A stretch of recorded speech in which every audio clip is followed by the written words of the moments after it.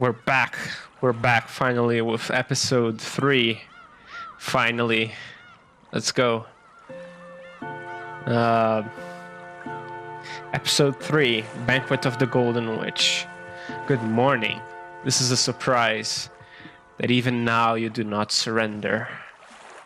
The Golden Witch has exceedingly high expectations of you.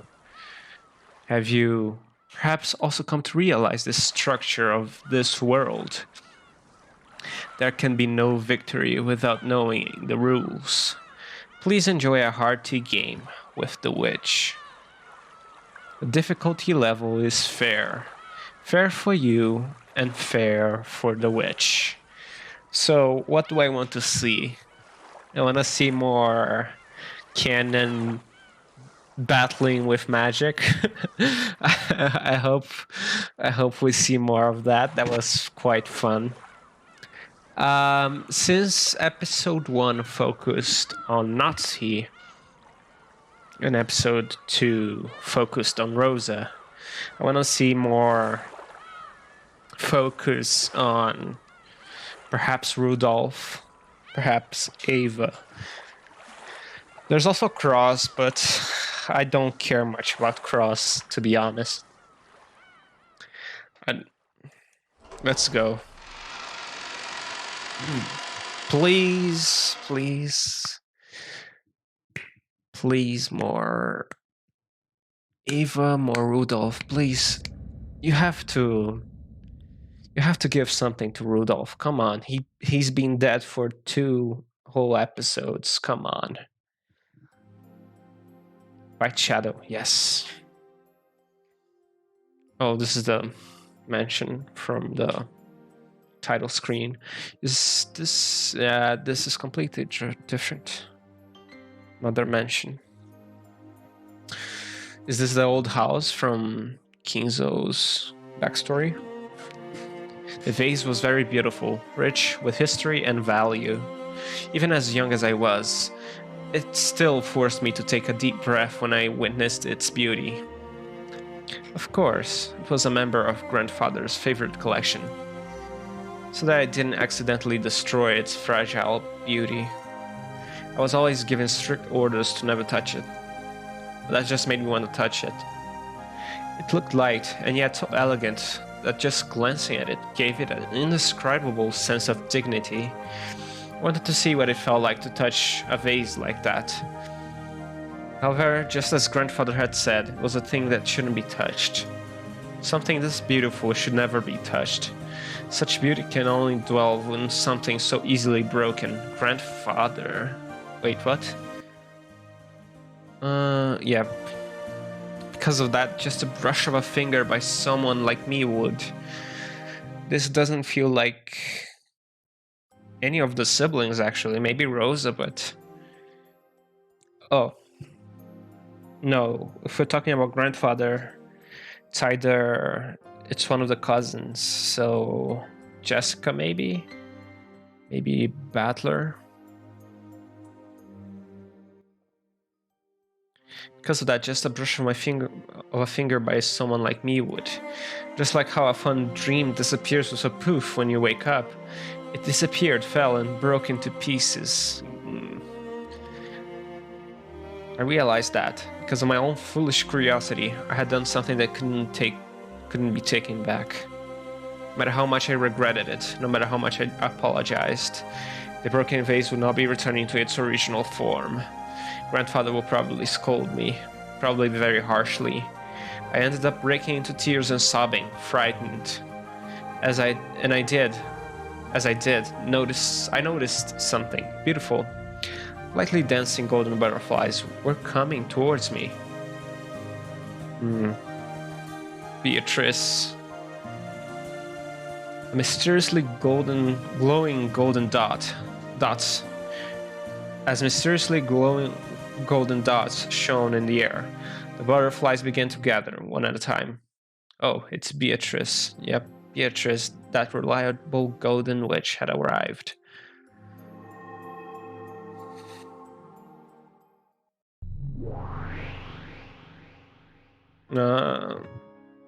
That's not Beatrice. What? Who is this? Oh no. Another character. Who is this? Beatrice? What? The butterflies kept gathering until they formed a cloud. And then she was there. Is this like something on the past, maybe? She was always there for me. Whenever I was in trouble, she'd always appear to save me. ごきげんよう、お姫様。 Princess.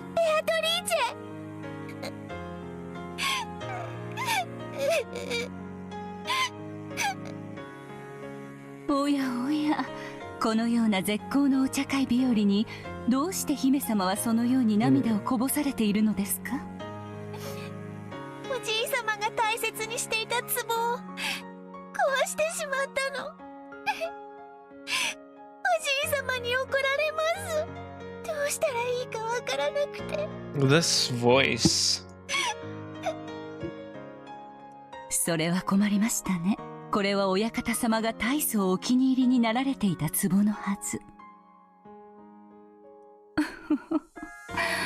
どのような折檻があるか、このベアトリーチェ、想像するのも恐ろしゅうございます。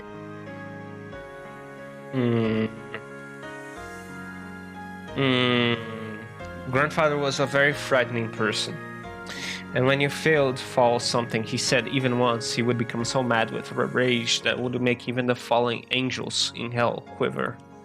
Since I knew that down to my bones, couldn't do anything but tremble and cry. こぼしてしまった姫様の涙を救う魔法は持ち合わせておりませんが、姫様が親方様から折檻を受けなくて済むようにする魔法ならなんとかなるかもしれません。I'm trying to put the name of the voice actress, but I don't. I don't have a clue, 姫 actually. 様が私の力をお信じくだされば、魔法の力の根源は信じる力。奇跡はそれを強く信じる者の前にしか示されません。You should start a cult. 信じる。ベアトリーチェの魔法を信じます。だからこの壺を直してください。お願いします。姫様がそれをお望みでしたら。I'm quite confused, actually, what's happening here. それではこのベアトリーチェにお任せを。 This seems to be in the past, but I don't have any idea. Hello, Harry Potter. And she extended her index finger. A golden butterfly softly landed there and changed its form into her favorite cane. But even that was enough to give me a small glimpse at Beatrice's wonderful and awesome magic power. She pointed her cane at the broken vase, and just like the child's lullaby, she began speaking the magic words. さあさあ、目を閉じてごらんなさい。そして思い出してごらんなさい。あなたがどんな姿をしていたのか。それはきっととてもとても美しい姿。どうか私にあの姿をもう一度見せておくれ。This is the same thing that Beatrice did to the candy last time. Were they words or was it a song? No, it had to be magic.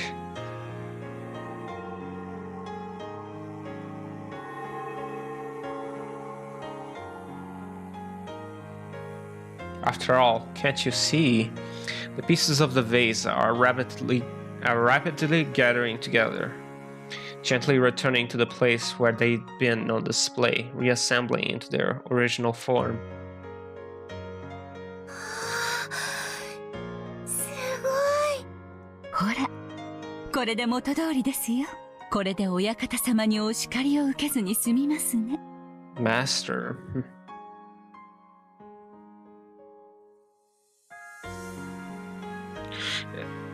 I think they're talking about Kinzo, but I'm having trouble putting her somewhere. Is she... I have a theory, actually. I think she might be a young Kumasawa, maybe. And then And then she's talking with Beatrice, maybe, I think. ベアトリーチェはすごいね。The current one, the golden one. I think I'm placing the 壊れた壺を直すなんて造作もないんだね。 pieces here. そんなことはありませんよ。 But why would Kumasawa? 壊れてしまったものを元に戻すのはとても難しいことです。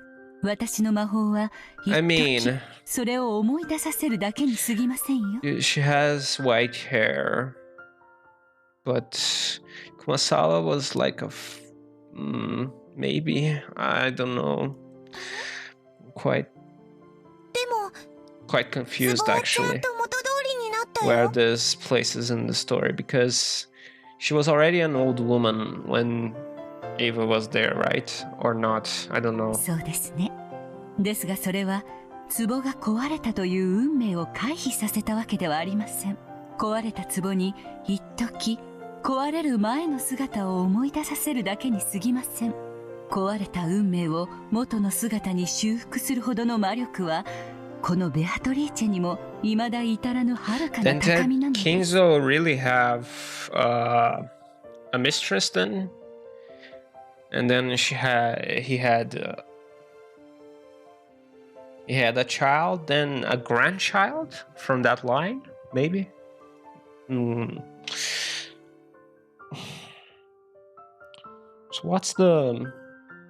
why is Beatrice acting like?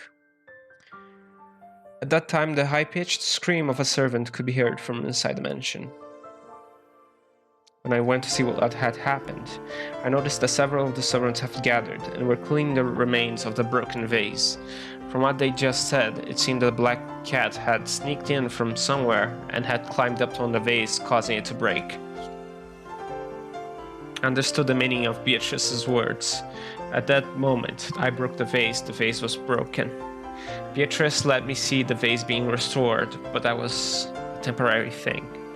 It didn't mean that she changed the fate of the vase being broken. And so the vase remembered its true fate and broke. However, the one who broke it wasn't me, but a cat that had snuck in. That's right. Beatrice never said, "Let me fix the vase." She said she'd prevent the master from scolding me. The fate of the vase breaking hasn't changed. The fact that I broke it certainly has. Beatrice cleverly saved me from danger with that magic. So we're getting like a Beatrice backstory here, I think. Man, this is complicated. I'm trying to place the pieces, but it's not working well. Because this goes contrary to what I've learned in episode 2 at the end. とても難しいこと？はい。姫様が途方に暮れて泣き出してしまうほどに。魔法というのは恐ろしいことをする時の方がたやすいの？壊したり殺したりすることは簡単にできるのに。Because this woman in front of me actually called Kinzo the master, Oyakata-sama. That's how the furniture refers to him. So I was trying to link to a servant, and Kumasawa was the only one. そうですね。魔法は殺めたり壊したりすることの方がとても簡単です。故に誘惑に負ける弱き魔女たちは安易に身につけられる力により本当の魔法の修行を怠ってしまいます。本当の魔法とは治す力、蘇らせる力、散ってしまった幸せを呼び戻し、冷めてしまった愛をも呼び戻す。I'm not sure about. 美少を忘れてしまった姫様の顔に笑顔を呼び戻せるのですよ。I'm not sure about the lady in front of me, but I'm pretty sure that the kid speaking is Beatrice from the future. ベアトリーチェはすごい魔女ということ？私などまだまだ修行の日々ですよ。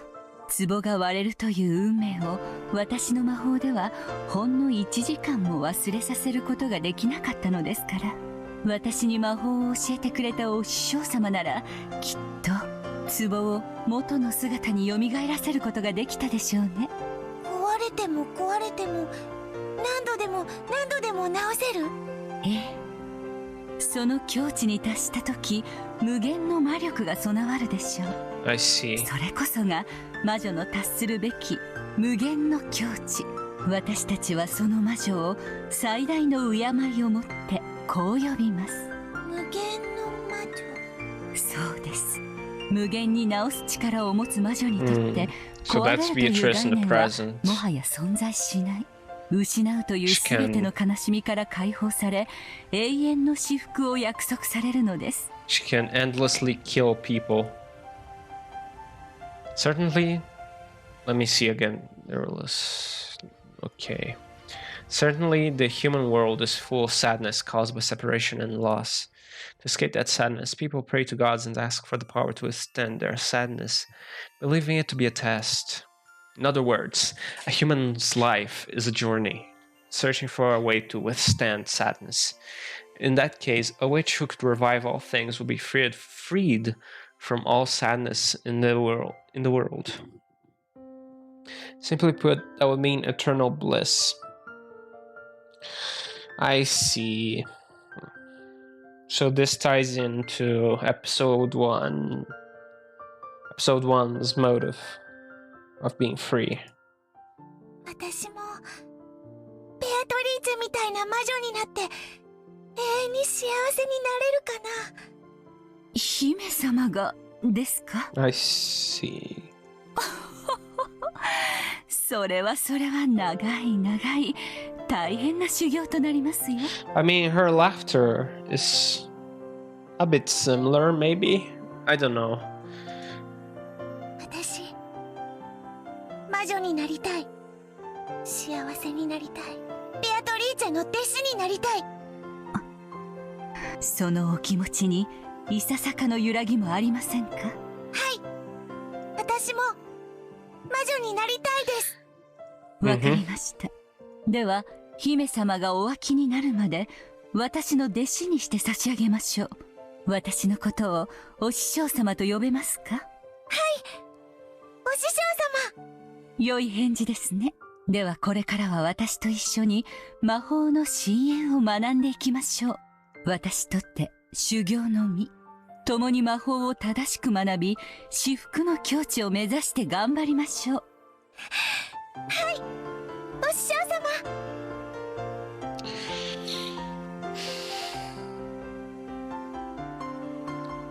So Beatrice is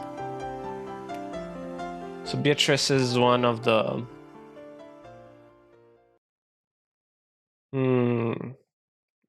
I'm having trouble placing it. So Beatrice is one of the cousins, maybe.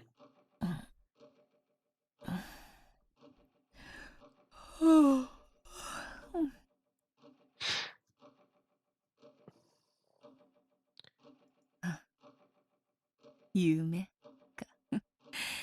懐かしい顔だ。 An endless witch, was it?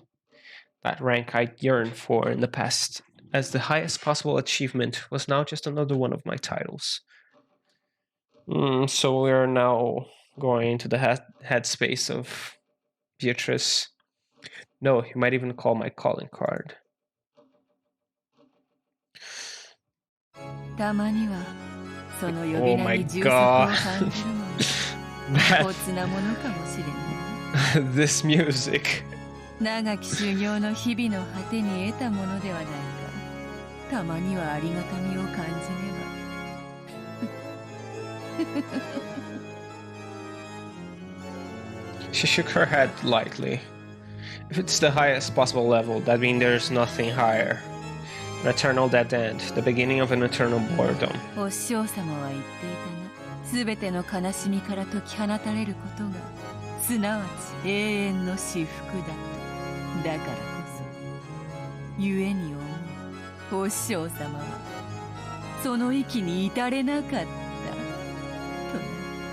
な。 Oh my god, you certainly became a horrible student, huh?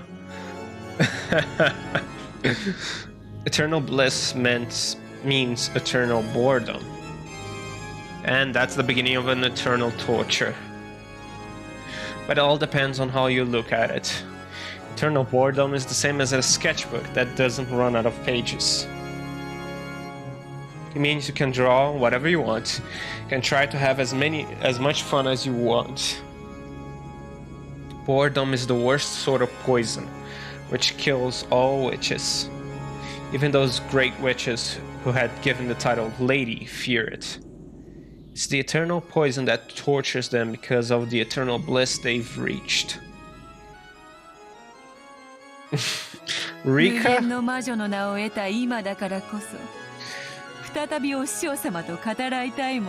Imagine Rika and Satoko gaining eternal bliss. I can't imagine it. 我らの修行の果てにあったのは本当に幸せだった。そして本当の幸せとは何なのか。Training has no end. When you think you've reached the eternal level, that's exactly the time to bemoan your own immaturity. I recall those words as though she'd answer me directly.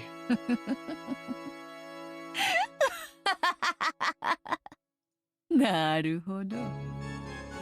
わらわは未熟か。それはよい、それはよい。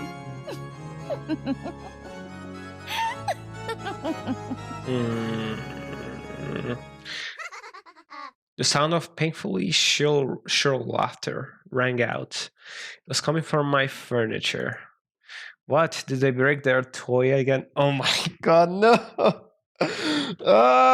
No! I don't want to watch this. ベアトリーチェ様、こいつまた動かなくなっちゃいました。Battler, what are you doing? まだ私、全然遊び足りないのに。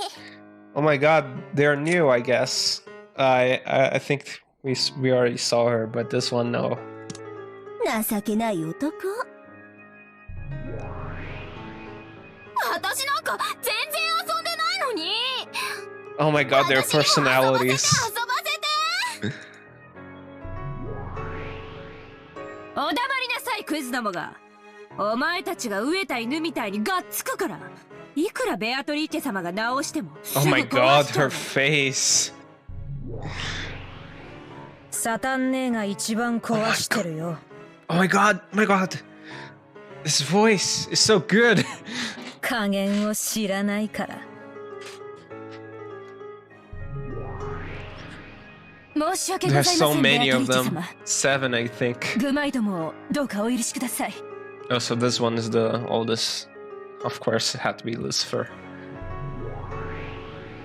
早くこいつを直して。次は私、次は私。Oh my god.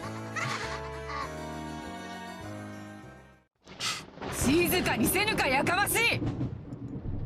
What is this? A single yell was all it took to make the noisy sisters of the seven stakes vanish. All they do is mess around, having as much fun as they want, breaking him. They only come to me to clean up afterwards. Truly, this furniture never leaves me bored. Yeah. Once the furniture hid themselves, all that remained was a sloppy mess, the last remnants of a broken toy. It had no form anymore. このざまでは、わらわとて元の姿を思い出すのも難しい。当の本人に思い出させるのが一番か。やれやれ。I waved my golden pipe. Then I spoke. I chanted. I made it remember. さあさあ、思い出してごらんなさい。Oh, this same chant. あなたがどんな姿をしていたのか。何しろわらわには、今のそなたは肉の残骸の山にしか見えぬのでな。どれが腕やら足やら、見当もつかぬ。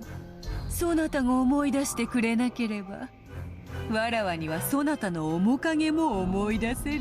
So they kept toying with him. And Beatrice kept reviving him. Are you Subaru, perhaps? By the power of magic, the pitiful pieces of meat began to remember what their form had been. Which part should go with which part, and where should join with where? That's right, just like that. No, you should be a finger on the left hand. That's right. That's the right hand. Oh my god, that's it. Good. おはよう。目が覚めたか？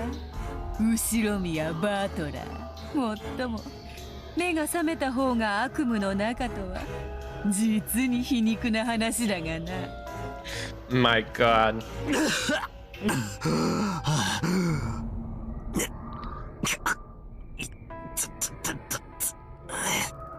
Okay. わらわを魔女と認めさえすればすぐにそなたの悪夢を覚まし天国へ誘ってやろうぞ。Okay, now I can't complain about Battler's resolve. Because if he's getting killed like this... 煉獄山の王、わらわの許しなしにこの地獄より抜け出す方法はないのだ。If he's getting treated like this, then he has my respect. この程度で地獄かよ。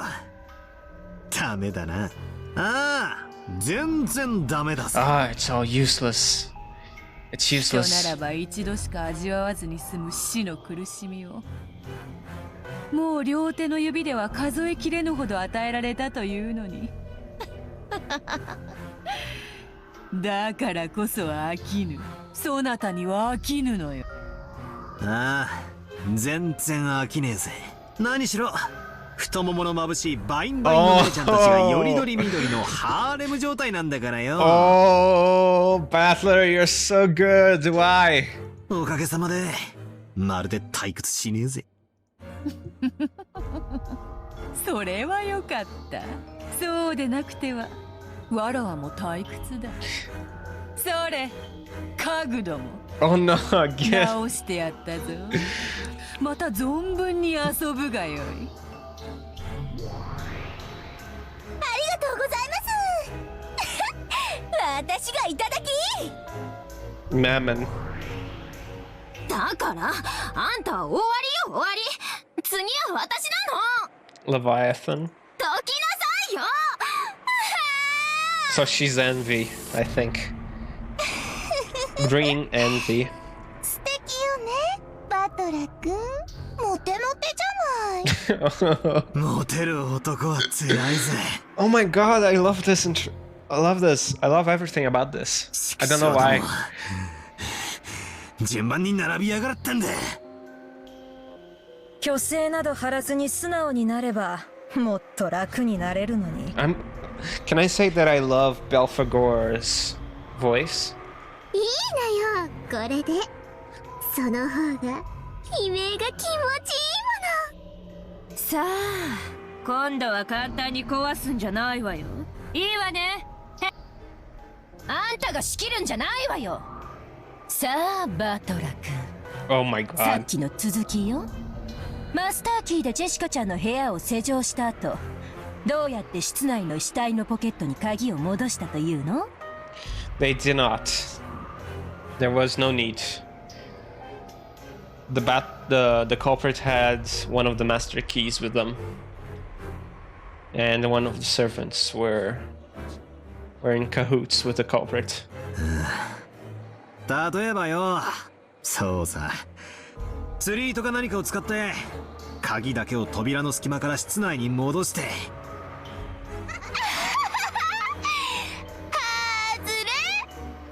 甘いな。六軒島に存在するすべての扉は鍵が通り抜けられる隙間などない。Okay. 外れたね外れたね。さあ今度は私の番なのよ。Oh, so every time he gets it wrong, he has to suffer. 私手の甲ずるいじゃあ反対の手の甲私は花の頭をもらっちゃおっと。 Oh my god.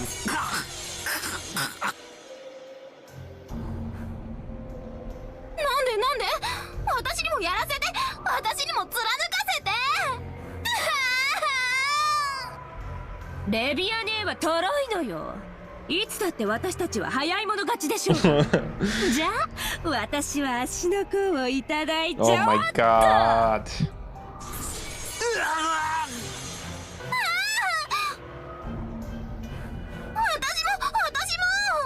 私は肩をもらっちゃうからいいもん。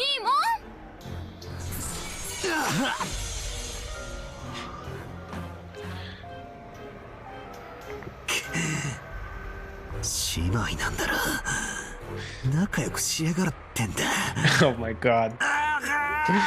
Still has squib in him. Oh, who's that?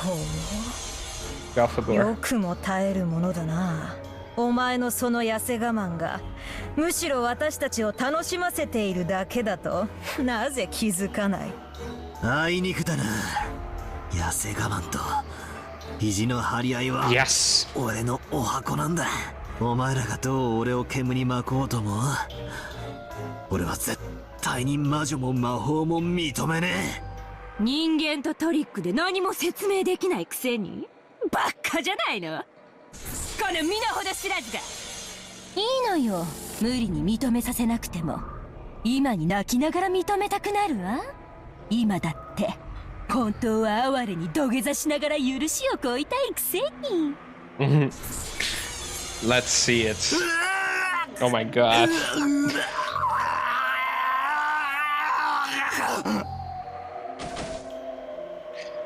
And now Beatrice has to. もう壊しちゃった。 And now Beatrice. Oh my god. やれやれ、わらわがいくらでも蘇らせられることを知っているから家具どもも壊すことに躊躇がない。困ったものよ。 Give an eternal rebirth and an eternal death at will. Before the endless witch, Beatrice, all death in life had no meaning. Man, she's OP as fuck, what? Even death can't become the key to escape from my cage.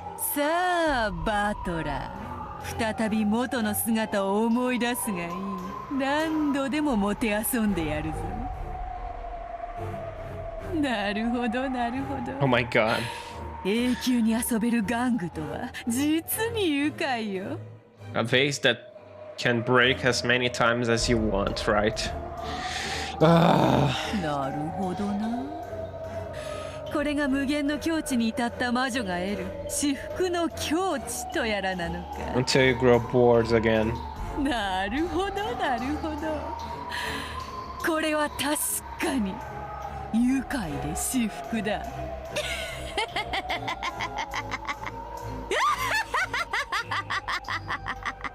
何度でも蘇らせてやる。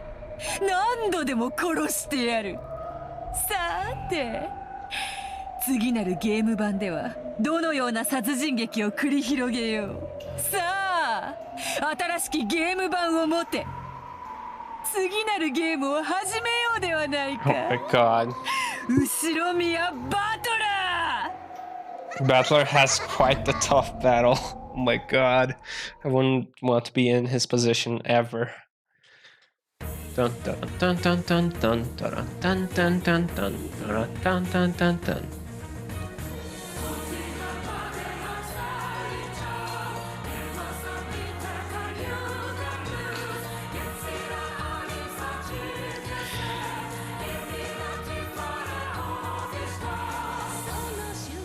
So, please, Rudolph, don't die this time. Come on.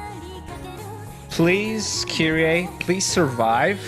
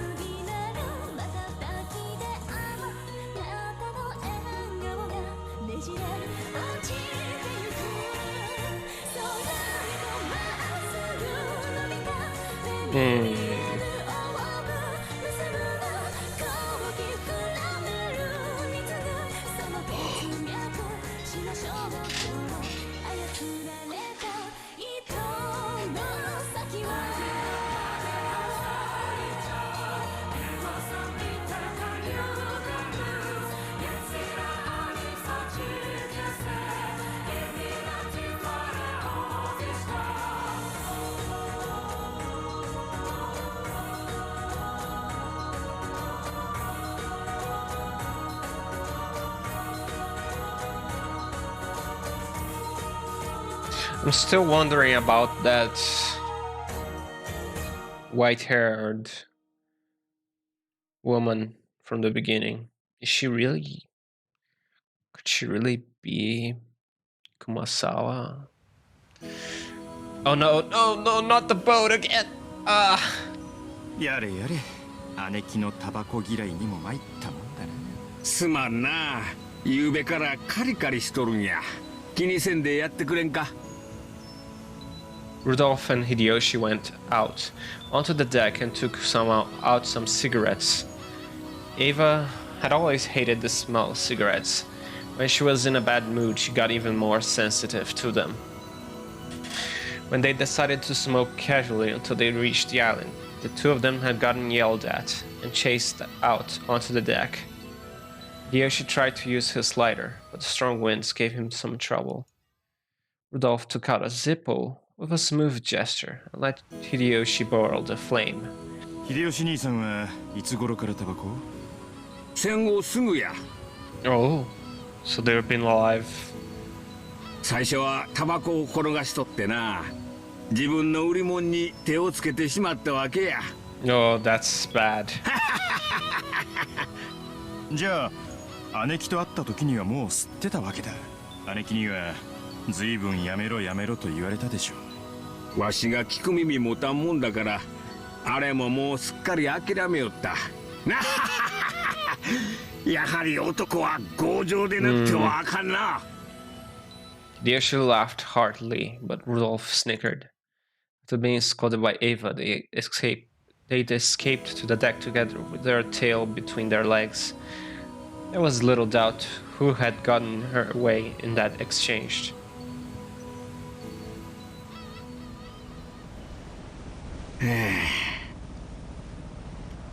普段はそこまで短気じゃないんや。いや、普段はもっと温和なおとなしい女なんやで。毎年毎年この日になると人が変わりよるんや。そうなんですか？俺らがよく知る昔からの姉貴そのものに見えますがね。そうや。後ろ宮家のエヴァに戻るんや。Eva focused this episode, maybe? でもそれはわしと一緒のエヴァとは違うんや。まあカリカリする気持ちもわかります。Oh, Rudolph. 今回の親族会議は面倒だ。そうやな。あのクラウス兄さんから金を脅し取ろうっちゅう計画や。親族会議なんて名ばかりの、これはただの兄弟喧嘩や。Before the family conference, 3 of the siblings had made a secret pact without Cross. They were all facing urgent situations and needed a lot of money fast. And the only one they could turn to was Cross, who spoke for the Ushramiya ahead, now that Kingzo spent his time shut up in his study. For a long time now, they vaguely sensed that Cross was taking advantage of the fact that Kingzo had lost interest in his own wealth, and they suspected that he'd started embezzling that wealth to suit his own purposes. Despite being disgusted by this, they turned a blind eye to it, while everything was still going smoothly for them. But now that they needed money, they really couldn't afford to let it slide. Eva had asked Rudolph and Rosa to form an alliance, and they were now scheming to take that money away from Cross. わしも、そしてルドルフ君も社長や。社員の生活を背負っとる身や。ローザも社長ですよ。ま、道楽ですね。そうやな、失礼。つまり、わしらは誰もが背負うものを持っとるっていうことや。Actually trying to maybe make up for the past with Rosa, I think. 俺も幹部連中の前で単価を切った以上、土下座しても、泥をすすってでも、金を引っ張ってこなきゃならない。Because Rudolph was the main bully, I guess. お互い様や。わしもわしを信じてついてきてくれた社員たちを裏切れん。それこそクラウス兄さんの首根っこをひっつかんででも金を引っ張り出さんといかんのや。姉貴は昔っから兄貴とは犬猿だ。その兄貴と全面対決しなくちゃならねえんだから、そりゃカリカリもするだろうよ。やっぱりエヴァはクラウス兄さんとは昔から仲が悪かったんか？本人話しませんか？そりゃもう盛大に。昔の話は聞いても話してくれんのや。思い出したい話がないんやろな。Oh man, living with Kingzo as your father is complete hell. Imagine that, Kingzo as your father. Man, 姉貴は昔から that's worse than Battler's situation. 成績も良かった。それに比べ兄貴は盆栽だった。Oh, I see. ただそばにいるだけでも十分にプレッシャーだったろうに。兄貴はわざわざそれを誇示して兄貴を追い詰めていた。アホやな。なんでそない敵外心むき出しで追い詰めるんや。そういうのは要領がいいとは言わん。I call that desperate. Desperation. 確かに兄貴は I 女に生 see. まれたことを悔やんでた。 Yeah, I was thinking about that. だから男というだけの理由で当主を継ぐことが決まっている兄貴が多分許せなかったんだ。だからことあるごとに自分の方が優秀であると親父に誇示していたっけ。 That's why she was quite adamant in making George the next head, お and 父 got さん quite は angry 古いタイプの人や。 for having Jessica. 男女には差別的な価値観を持っとった。自己顕示の強いエヴァは少々嫌われてたんとちゃうか？ Oh no. Kingzo, you're an asshole. Oh my god. Yeah, no wonder they have problems later on. Kingzo is just a complete fuck up of a dad.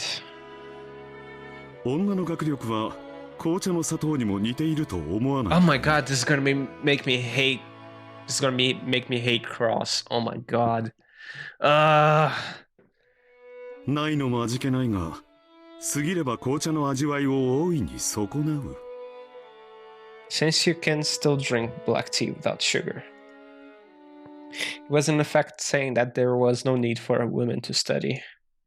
Those infuriating words were what Nissan hurled at me in my despair when I asked to go to college, only to be denied by father. She couldn't even go to college, man. What the fuck? I protested that I needed to build up proper dignity and an education as the oldest daughter in the Yoshimiya family, making college an essential next step. But when it came down to it, father's and Nissan's answers were exactly the same. How conceited for a woman. I've never taken the Yoshimiya name lightly, not once since I was born into it. And I've been even more careful not to take my father's name, Yoshimiya Kingzo, lightly. Our family is an old one, with many traditions, but it lost its wealth and business in the Great Kanto earthquake, pushing it to the brink at one point. That was when father took control with his ingenious talent, reviving it to be even greater than it had been before. Not once did I forget that I was the daughter of the great Yoshimiya Kingzo. That's why I've always made an effort to become worthy of that name. I needed dignity worthy of the Yoshimiya family, schooling, manners, and leadership. Even if I couldn't quite reach father's level, I deepened my knowledge in economics and finance, trying to improve myself so I could be of use to him at any time. However, in the end, father never acknowledged my efforts. So basically, Kingzo says that all of his family are useless, when the problem really is with him. Not always. From the very beginning, he was the source of all the problems. And then, when they grow up, when the siblings grow up to be messes of broken people, then he blames them for it. Man. Okay, this is... To father, a woman was only meant to support a man. Nothing further than that was permissible. And it was that I came to understand that. It may have been as early as my childhood years, but I was going to have to wait until I grew up before I could truly accept it. Compared to me, you couldn't have said that Cross, my older brother of 2 years, worked hard at all to become deserving of the Ushiramiya family name. He told me many times since my early childhood that he will naturally succeed father, simply because he was born a man. He kept on repeating that as though it formed an uncrossable gap between us. I couldn't stand it. Even though I always get better grades than Nissan, even though I became class president when he never managed more than vice president, even so, Nissan was considered to be the appropriate successor to the Ushiramiya family just because he was a man. Then what about Jessica?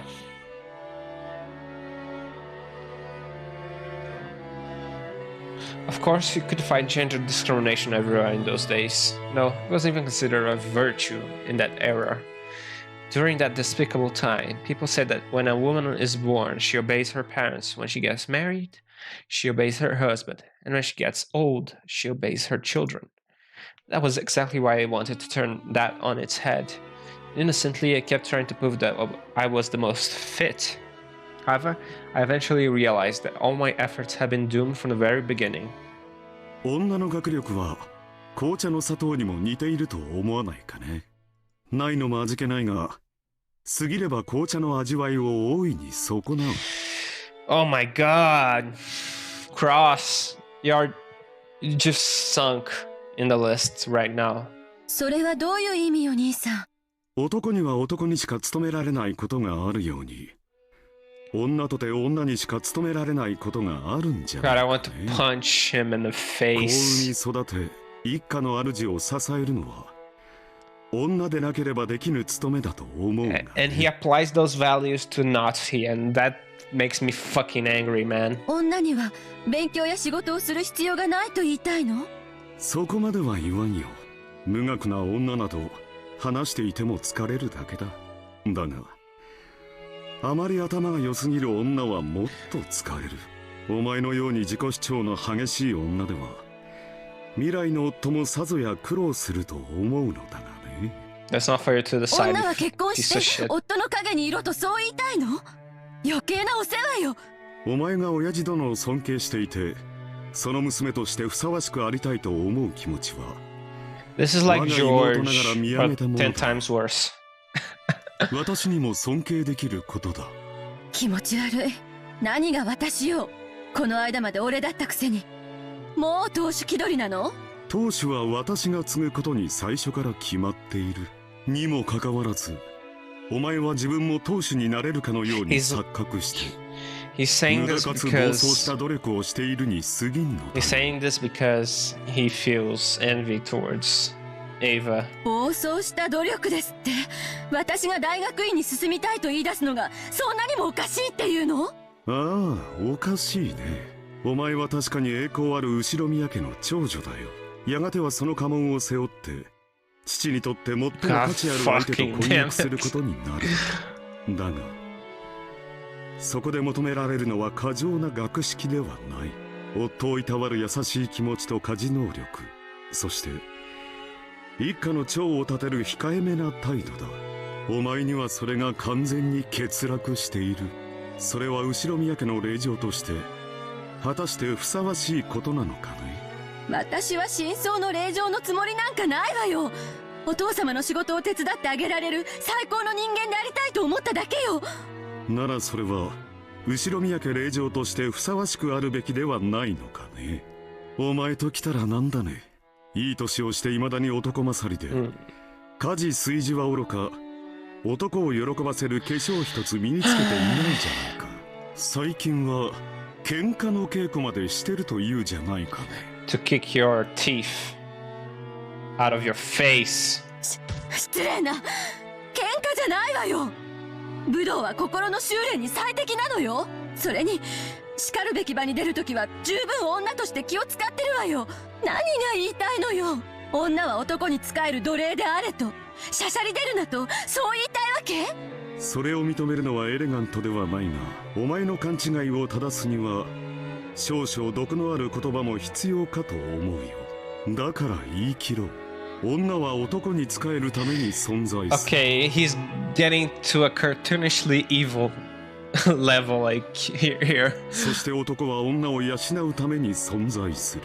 女の仕事は男の背中を守り、家庭を守って子を育てることだ。それは本来言葉で気づかされることではない。おのずと気づくことだ。しかしお前はいくつになってもそれを自覚しなかったな。This episode. だから社会に出る前に兄である私がその誤解を解くのだよ。感謝してほしいものだね。それは全ての女への侮辱よ。いえ、私は自分のことを女だと思ったことなどないし、女だからと甘えたことなど一度もない。私のどこが兄さんに劣っているというの？成績も経歴も何もかも私の方が勝っていて、ただ男である以上の何も持たない兄さんが私の何を見下せるっていうのよ。EVA is going the wrong way about this.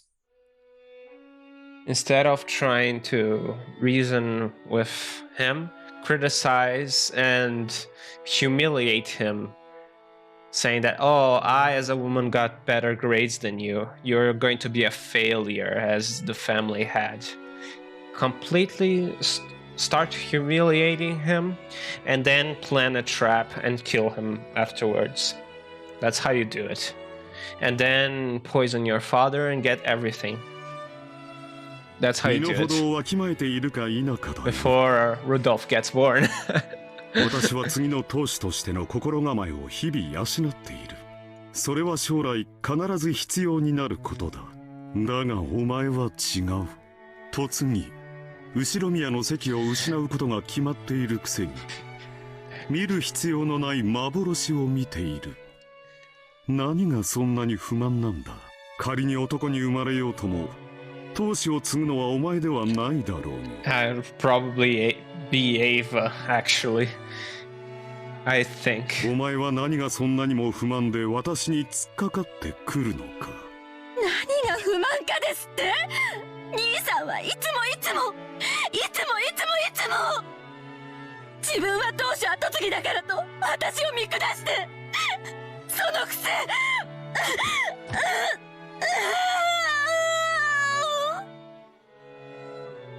What's my complaint, you say? I've got a billion of them. Grudges, hard feelings, humiliations that I'll never forget, kept floating through the back of my mind. They all built up at the same time, coming out of my throat as a shameful moan. And... Kinzo, my man, you're so bad. You're such a... 沈黙を尊ぶのは神だけではないぞ。お父さん。お父様。 He'd probably overheard our sibling fight. He's always portraying himself as so unlikable that it's insane how unlikable Kinzo is as a character. Father entered with a clearly unhappy face. クラウス、また兄弟喧嘩か。お前にはなぜに弟や妹たちを率いる貫禄が宿らぬのか。Oh, so they're already born. Okay, I'm sorry. 長男が聞いては切れるぞ。So you need to kill Rudolph as well. In a flash, he struck across his face. Okay. I readied myself to be struck in the same way, but I wasn't hit. 申し訳ありません、お父さん。お前に足りぬのは貫禄だけではない。まだまだ足りぬ。何もかもが未熟だ。にもかかわらず一人前を気取っておる。それを語るには100年早いことを肝に銘じ、研鑽に努めよ。わしをこれ以上息子の不出来で嘆かせるでないぞ。Okay. I'll say it again. Kinzo, you're the source of all the problems here. はい、お父さんの後を継ぐにふさわしい人間になれるようさらに努力します。 It was as if those words were directed at me. Even when he was being yelled at by father, he was still bragging to me about how he was special, about he was the successor. I just couldn't stand it and finally spoke what was on my mind, even though I realized that it would be improper for a member of the Ushiromiya family to do such a thing. お父様、教えてください。私の何が劣っているというのですか？私はお父様の名に恥じない人間になれるよう、今日まであらゆる勉強と努力を重ねてまいりました。どうか私にも何が劣っているのかお教えください。私はこれ以上何を身につけたならお父様に認めていただけるのですか？ There's nothing you can do. またその話か。お前には何度言えばわかるのだ。お前に期待していることなど何もない。女は女らしく料理や裁縫を学んでおればいい。貴様には女の心構えがないのだ。夫に仕えようとする気心が男に尽くそうという海外しさが全く感じられぬ。何のための女なのか。後ろ宮家の令嬢であることを自覚しておるのか。なのに学びたがることは男の真似事ばかり。お前の役割はクラウスの真似事ではないのだぞ。お前には自らの役割が分かっているのか。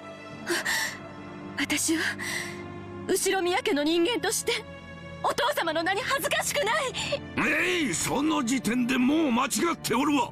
貴様の役割は家を出て嫁ぎ、わしにとって有益な男を連れてくることだ。そして夫に尽くし子を産み増やせ。夫の一族に褒めたたえられる良妻であれ。お前に男を喜ばせる何ができるというのか。茶の作法があるというのか。料理の才能があるというのか。何もない。お前がやっているのはみんなクラウスの真似事ばかりではないか。後ろ宮家はクラウスが継ぐ。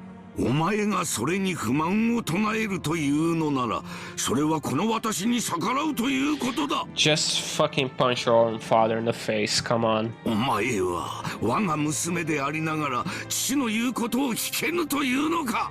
出て行け。感動だ。お前に後ろ宮など語らせぬ。感動だ、感動だ。Just fucking punch him, kick him in the ball sack. お父さん、しっかり落ち着いてください。源氏さん、水を持ってきてもらえますか。はい、ただいま。Oh, Genji. エヴァ、席を外せ。本心ではないさ。私がなだめておく。感動だ。私の言うことが危険なら感動だ。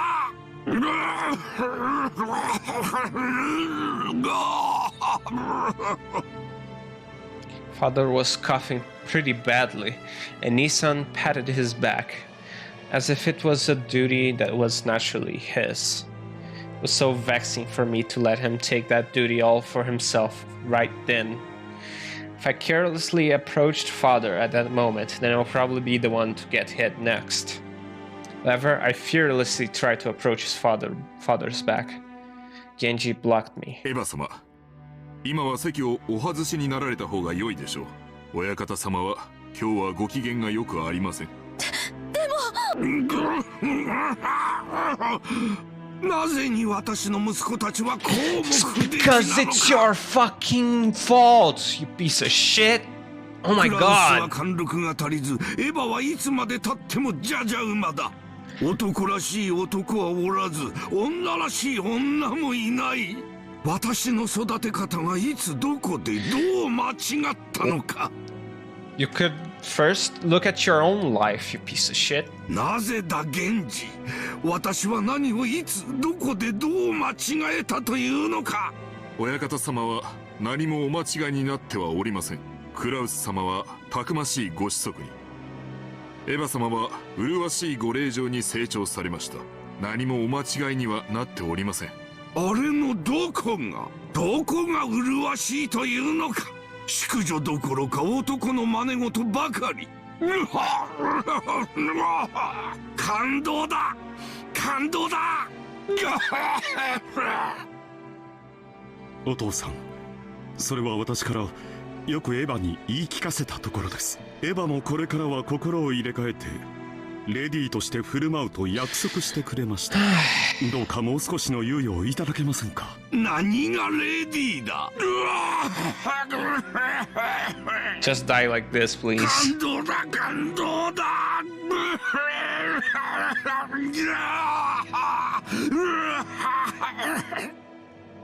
Go quickly and leave this to me. Cross gave me a look telling me that.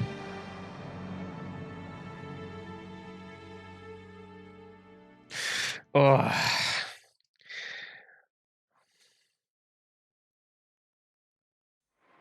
Did I take the wrong path? Just like father and Isan said? True, I never studied how to be a lady. Everything I've learned was done in the hopes that I could help father someday. But is that really true? Haven't I always been trying to compete with Nisan, with whom I've had a bad relationship since I was a young girl, because I wanted to steal his position as a successor and show him a thing or two. Every chance he gets, Nisan tells me that man should be manly and woman should be womanly.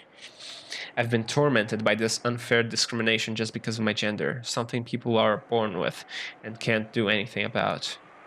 I resisted, endeavoring to this very day to study and prove that I'm not inferior despite being a woman. But doesn't that mean my love for learning comes entirely from a stupid complex I've got against Nisan? Father wanted to become a lady with whom he could go out in public and not be embarrassed. Did I betray his hopes, earning good grades and threatening Nisan just to satisfy a childhood resentment? No, you're completely correct. Completely correct.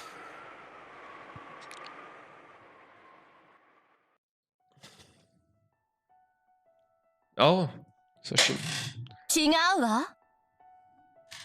looks like this when she was young. 私が後宮家の後継ぎになるんだってあなたは私に誓ったわ。あんたは What the fuck is this? The one whispering to me was the me of my years as a young girl, born inside of my heart the day I made that oath. That's right, she was my only ally. Oh, a case of split personality? Oh no. When things got difficult, when I felt like I was about to get crushed by it all, she would always quietly appear and support me. When I ran into roadblocks and despaired, she would always appear and support me. When I grew up and the memories of my childhood years faded, I also started to forget my conversation with her. 私、後宮エヴァは絶対に後宮家の当主になるの。そしてあのムカつく高慢ちきなクラウスを見返してやるの。そのために一緒に頑張ろうってあの日私たちは約束したわ。そうね、約束したわ。私は後宮家の当主後継ぎになるってあの日。Oh, I'm sorry. そうね、約束したわ。私は後宮家の当主後継ぎになるってあの日にね。On that day, when I had been overcome with sadness, wondering why I was even alive, you appeared from inside me and lent me your strength. お父様に認められたかった。兄さんの鼻を明かしてやりたかった。そうすれば惨めな自分に決別ができると信じていたわ。For a time, I truly believed that my life had no purpose other than to be looked down upon by Nisan. It's painful to just remembering those days. They're a wound, a crack inside my heart. She taught me how to sew up that wound. I turned my anger into effort and improved myself, trying to become a person more worthy of the headship than Cross was, trying to triumph over him by making Father accept me. It was my perfect revenge. I was vaguely aware that a woman couldn't possibly become the family head, but I thought that maybe if I could prove myself valuable enough to overturn that premise, then surely even Father would select me to be his successor. If that happened, then I'd be able to have the greatest and most perfect revenge against Nissan, who always acted like his succession to the headship was completely inevitable. そうすれば私たちの心の傷は癒えるの。その日まで頑張ろうって誓い合ったわ。なのに、あなたはその約束を破るの？クズ、育児なし、へそかんで死んじゃえば。 Oh my god, her voice is so good. Why? Even though she looked like me as a kid, she was still another me. Her tongue was sharp because it was mine. Yep, I noticed. 自分に言われても腹が立つわね。そこまでボロクソに言われる筋合いはないわ。ならばその怒りを勉強に費やしましょうよ。怒りを力に変えるのが私の魔法。Oh. この力で何度もあなたの窮地を救い、あなたはなせないはずのことを成し遂げてきた。私の魔法がある限り、あなたにできないことなどありはしないわ。 Magic, そう huh? ね。怒りはいつも私の原動力だったわ。いつからそれを忘れてしまったのかしら。私を思い出せたなら、あの魔法の力は再び私たちのもの。さあ、その怒りを力に変えて、もっともっと勉強に励みましょう。きっと私たちにはまだまだ勉強が足りないのよ。大学院に進んで、もっといっぱい勉強して、優れた成績を出して、クラウスを追い詰めてやりましょう。あいつ、なんでもなさそうな顔してるけど、きっと心は相当追い詰められてるわ。早く身の程を思い知って死んじゃえばいいのに。 Oh my god, her voice. そうすれば私たちが当主になれる。ルドルフは辞退してくれるわ。あの子は私には逆らえないもの。よして、もうこれ以上勉強してもお父様は私を認めてくれないのよ。どうして？お父様は私に女らしくしろと言っているのよ。私がどれだけ頑張ろうと、女である限り、たとえ私が兄さんより先に生まれていたとしても、私に当主を譲ることはないのよ。私がどれだけ努力を重ねようとも、私は女以上の何者にもなれない。認められない。何の努力もしない兄さんを超えられない。永遠に見下され続ける。お父様もクラウスも最低の男尊主義者だわ。Yep. 早く死んじゃえばいいのに。Okay. I'm completely on their side now. I'm completely on Ava's side right now. She cursed them for my sake. Words that I couldn't say so easily, she said it for me. Young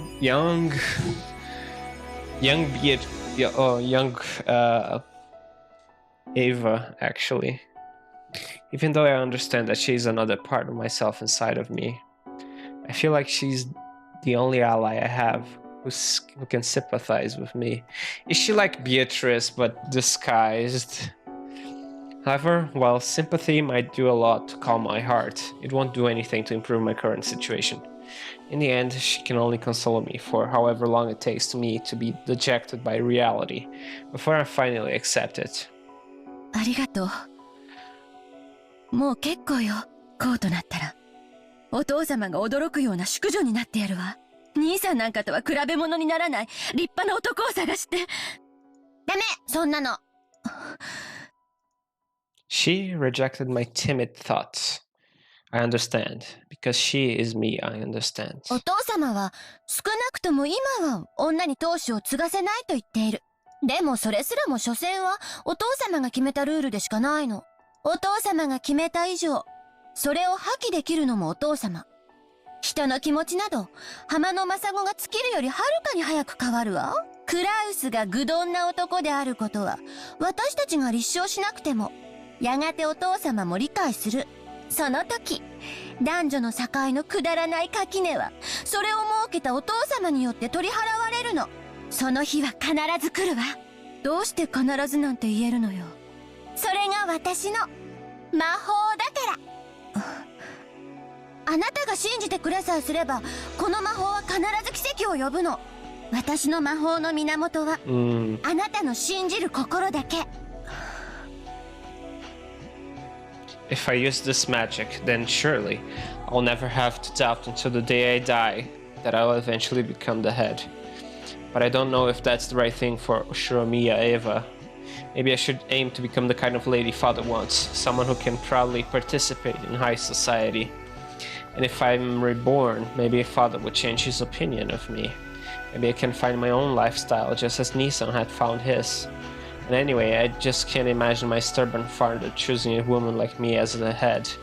Especially if it means skipping over cross. 信じないの？あのね、私思ったの。私には当主は告げないかもしれないけれど、私は女で子を産むことができるわ。そして兄さんには未だ縁談もない。And that led to George. もし兄さんに子供ができず、私だけが子供を産めたなら、兄さんの次の当主は私の子供ということになるでしょ。それはつまり、私が兄さんから当主の座を奪うのと同じ意味にならないかしら。本気で言ってるの？ええ、本気よ。少女時代からの決意を捨てるのは確かにとても悲しいこと。私の少女時代そのものであるあなたを裏切るのは私も心苦しいわ。でもそれが一番現実的なのよ。 But that's just giving up. In that moment, my body changed, and I was no longer myself from back then, but as I am now, a wife and a mother. Yes, this is a dream. Even so, she still possessed the same ambition and desire as always, and she argued back, with her expression displaying clear displeasure at this change. 夢を捨てるの？そして私も捨てるの？ Oh no. Oh, this is gonna bite you back. 私も大人になってあなたと決別する日が来たということよ。Oh no. そうね。エヴァはもう大人になったわ。魔法の使い方さえ忘れてしまった。今は一児の母。自ら夢を叶える魔法を忘れ去って、その夢を息子に押し付けている。Oh my god. 自らの人生をお父様やクラウスによってめちゃくちゃにされたくせに、それが大人というものなの？ジョージはどこに出しても恥ずかしくない自慢の息子よ。私には叶えられなかった夢をジョージなら叶えられるかもしれない。ジェシカなんて成績も貧困も不良じゃない。それに女なのよ。ジェシカさえ辞退してくれればジョージが後継ぎになることだって。 Even saying it was painful. Am I just forcing my own regrets onto George? It's not like I have any right to look on Jessica with scorn. Wasn't I just a horrible for hitting her with the same words that had caused me so much suffering? I understand. The desire to triumph over my brother is part of my own personal revenge. I can't use George for that. だから私自らが復讐するわ。ルドルフとローザを味方に兄さんから金をせしめようという計画があるの。きっと一矢報いることができるわ。何しろ兄さんがお父様の資産をつまみ食いしているのは確かなんだから。つまんない計画。 Yep. Oh my god. そんなのさっさとやめて Young Eva. 泣き寝入りでもしちゃえば。 Young Eva is quite a good character. 私たちは後ろ宮家の当主になるの。 Oh my god, is she going to become a staple in the series? Maybe? Please? その夢をごまかさないで。だから絶対に叶えられると私を信じて。私の魔法を信じて。信じたら魔法は力を持つのかしら。うん。私の魔法はどんな願いも必ず叶えるの。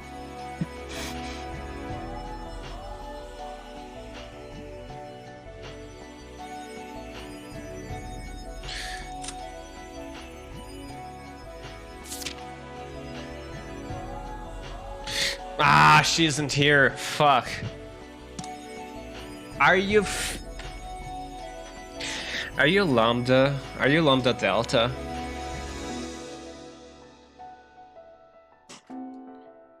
信じるわ。信じるから。その魔法で奇跡を起こして。そうでなくちゃ。私の心の傷は Certainty, huh? 永久に癒さ The れない。 Witch of Certainty. Okay, I'm already grasping something. なら、よく聞いて。私の魔法の言葉。そしてそれを理解して。謎が解けたなら、私たちは後ろ宮家の当主になれるの。だから、耳を澄ましてよく聞いて。Talking about the riddle of the epitaph, maybe. Behold the sweet fish river running through my beloved hometown. You who seek the golden land, follow its path downstream in search of the key. So this is Beatrice and Lambda Delta's side forcing another plot to the whole mystery. そろそろ着くみたいですよ。 With the whole second personality, I guess. Alrighty. When Kyrie shook her shoulders, Eva jumped and awoke from her doze. ごめんなさいね。寝ぼけてたわ。驚かせてしまってごめんなさいね。エヴァおばさん。Ava's focus. Oh my god, this is gonna be good. Yes! 朝はだいぶ早かったんですか？ Oh my god, I want more of... 恥ずかしいところを見せちゃったわ。ごめんなさい。Eva is like an S tier character in the making. She just needs screen time, man. 眠れるくらい余裕があるのは大したもんだぜ。バートラなんかずっと落ちるーったの沈むーったの全く退屈しないやつだぜ。うるせえな。人間誰しも苦手の一つや二つくらいあるもんだぜ。Butler and Jessica came in, messing around. Rudolph also made a face as if asking, "Are you okay?" しっかりしろよ。親父たちの顔を見れば眠気もすっ飛ぶさ。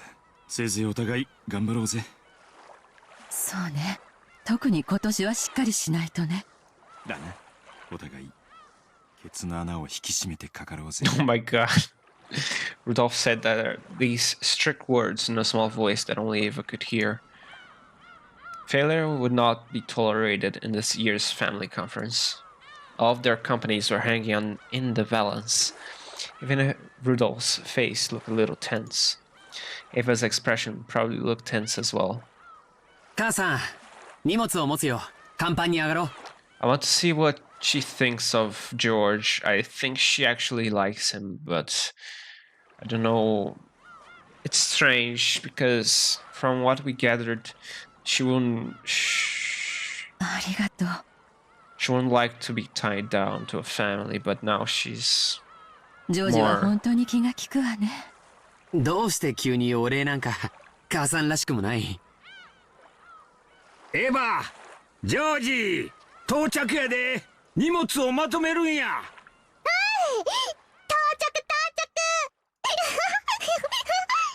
こらマリア。 Oh my god, Rose. 転ぶから走るのやめなさい。 It seemed Maria was already getting excited. She ran circles around Hideyoshi, escaping from Rosa, was trying to catch her. Oh my... Oh my どうした god. の母さん。具合悪いの？ジョージ、荷物を持って先に行ってなさい。Okay, I'm super hyped for Ava Focus. 母さんは貧血だろ。わしが肩を貸すわ。そう。わかったよ。先に行ってるよ。Something odd in Ava's expression told Hideyoshi that it hadn't been a pleasant awakening, so he made George go ahead. Rudolph's family and Rosa's family also went up onto the deck, leaving only only Ava and Hideyoshi inside the boat. Ava had a vague expression on her face, as though she still hadn't been able to escape from her daydream. どないしたんや。神妙な顔して。私、ジョージを自分の復讐の道具にしてたんじゃないかしら。私の兄さんに対する子供じみた敵対心のせいで、あの子の人生を自分のおもちゃにしてしまってはいないかしら。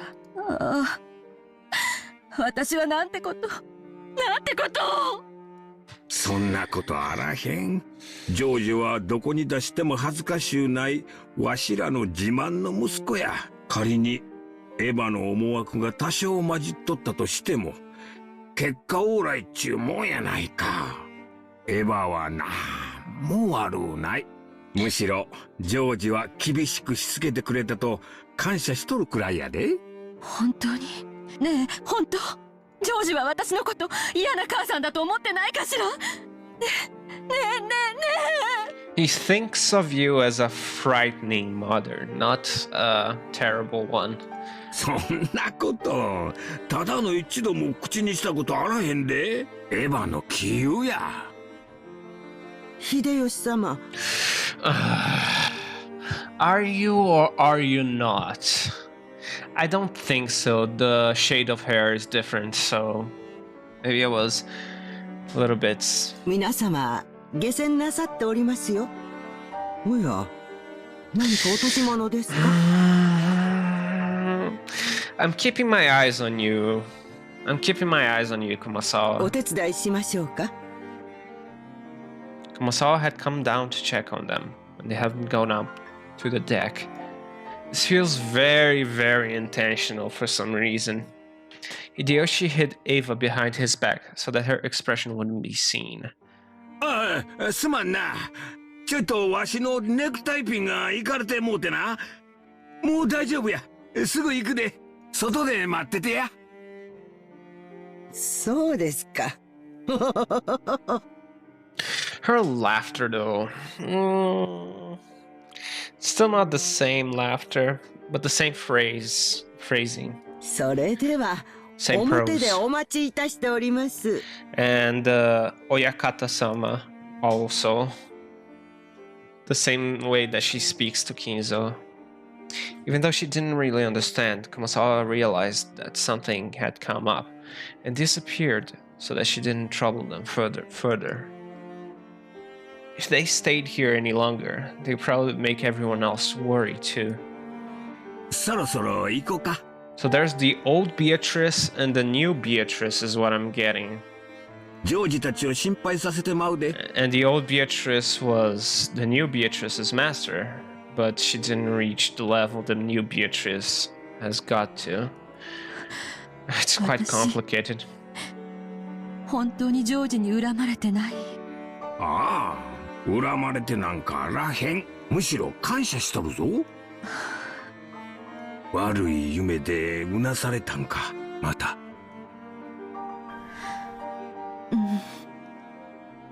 Hideyoshi knew that Eva was often tormented by nightmares.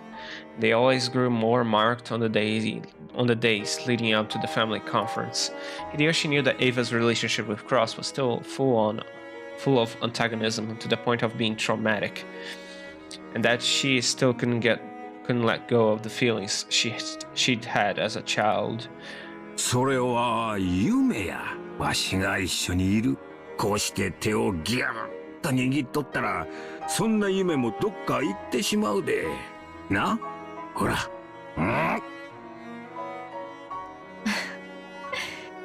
痛いわ。ありがとう。もう平気よ。降りましょう。ああ。Oh my god. 降りようか。Eva, fuck us. I'm so hype. みんな待たせてるで。ごめんなさい。ん？さっきあなたのタバコの煙のこと怒鳴ってごめんなさい。普段ならそんなことで謝らんくせに、悪い夢見た後のお前は気弱でいかん。気にするなや。お前に煙が届いていることを気づかんかったわしが悪いんや。私のこと嫌いになった？ならんならん。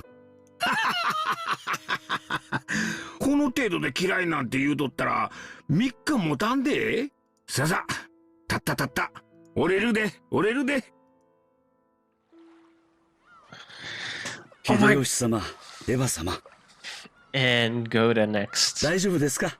お体が優れませんか？ This time it was Goda. It looked like they kept everyone waiting too long after all. Even Eva had to stand up without grumbling now. She had to stop forcing her bad mood onto her husband and causing him any more trouble. Because that wasn't something a good wife would do. 大丈夫ですか？ I shouldn't complain about typos.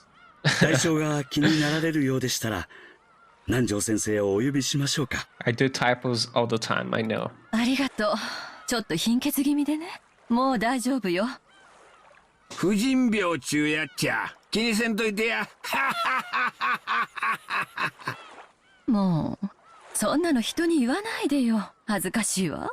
おお、すまんすまん。Eva elbowed Hideyoshi in the gut. By that time, her normal expression had returned, which allowed Hideyoshi to relax a little.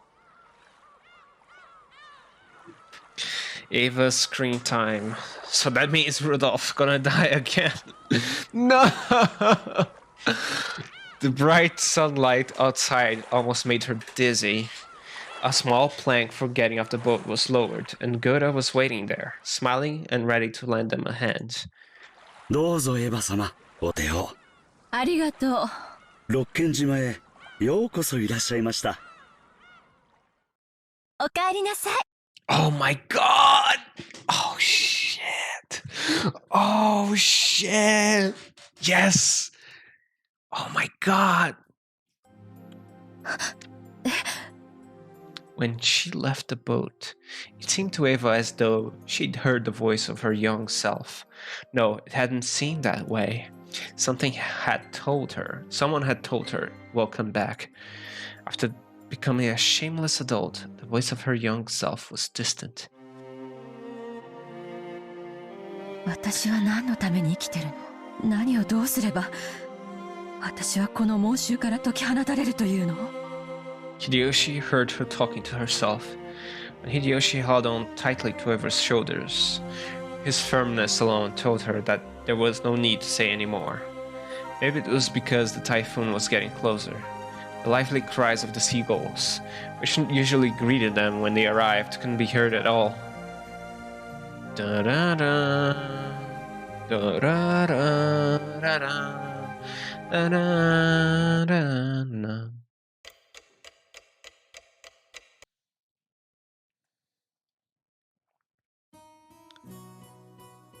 My preparations are always complete. Door summer.6年前のことか。何しろ6年って言ったら小学校丸々一つ分じゃねえか。覚えてろってのが酷な話だぜ。そうだね。特に若かった僕たちにとっては大きな成長の6年間だったはずだからね。The 6 years are still not explored well with Battler, so I'm guessing they're going to leave that for another time. 案外自己紹介がなかったら思い出せなかったんじゃないかい？そうかな。私はバトラだってすぐに分かったぜ。口を聞いてさらに確信できたぜ。マリア初めて会った。6年前わかんない。そうですよね。マリア様はまだ3つでしたものね。それを言われたら俺もだぜ。3歳の頃しか知らないマリアがこんなに大きく成長してるんだから、そりゃわからねえわけだぜ。You know why? You know what? I'm going to say this straight up. I'm suspecting Shannon as one of the culprits for episode 2. However, I don't know how she fits into episode 1 yet. She's pretty high up there. I think she killed Goda and then George and committed suicide on episode 2. I'm pretty sure. After lunch, we had all gone out to the beach to walk around, talk, and take it easy. Our parents were apparently having a suspicious, complicated discussion, so we ended up leaving them behind. Well, just as I guessed from the start, the conversation focuses on me since I've been away for 6 years. しかし本当に背が伸びたね。Taller than George. 僕も低いつもりはないけど、とにかくその身長には驚いたよ。そうですね。6年前のバトラ様をよく覚えておりますが、それでも驚くくらいでした。だな。 Does Battler... I still don't actually know how Battler actually works. Does he have previous memories, or just when Beatrice summons him to that he remembers stuff? 6年前のバトラからは想像がつかないくらいだったぜ。みんな案外6年も前のことなんか覚えてるもんだな。俺なんかかなり記憶があやふやだってのによ。だろうな。私たちのことを思い出すのに少し時間をかけてたみたいだもんな。あれはちょっと傷つくぜ。Oh my god. いや、さすがに6年前だぜ。覚えてろって方が無理があるぜ。6年前のことですと、あまり覚えてはおられないのですか？私はつい昨日のことのように鮮明に覚えておりますが。シャノンは記憶力がいいからね。6年前にバトラ君がどんなことをしていたとか言っていたとかよく覚えてるんじゃないかい？そういやそうだよな。シャノンって妙なところで記憶力がいいんだよな。マリア覚えるの下手くそ。楽しいことはスイスイ覚えるけどつまんないのは全然ダメ。 And magic is interesting, huh? Therefore you remember everything, even the Bible. We all laughed, saying that everyone was like that. シャノン、ちなみに6年前のバトラはどんなだったんだ？何かエピソードを覚えてないのかよ。そうですね。確かお帰りの際はこうおっしゃっていました。また来るぜ See you again きっと白馬にまたがって迎えに来るぜ。 Oh my god. And she's blushing.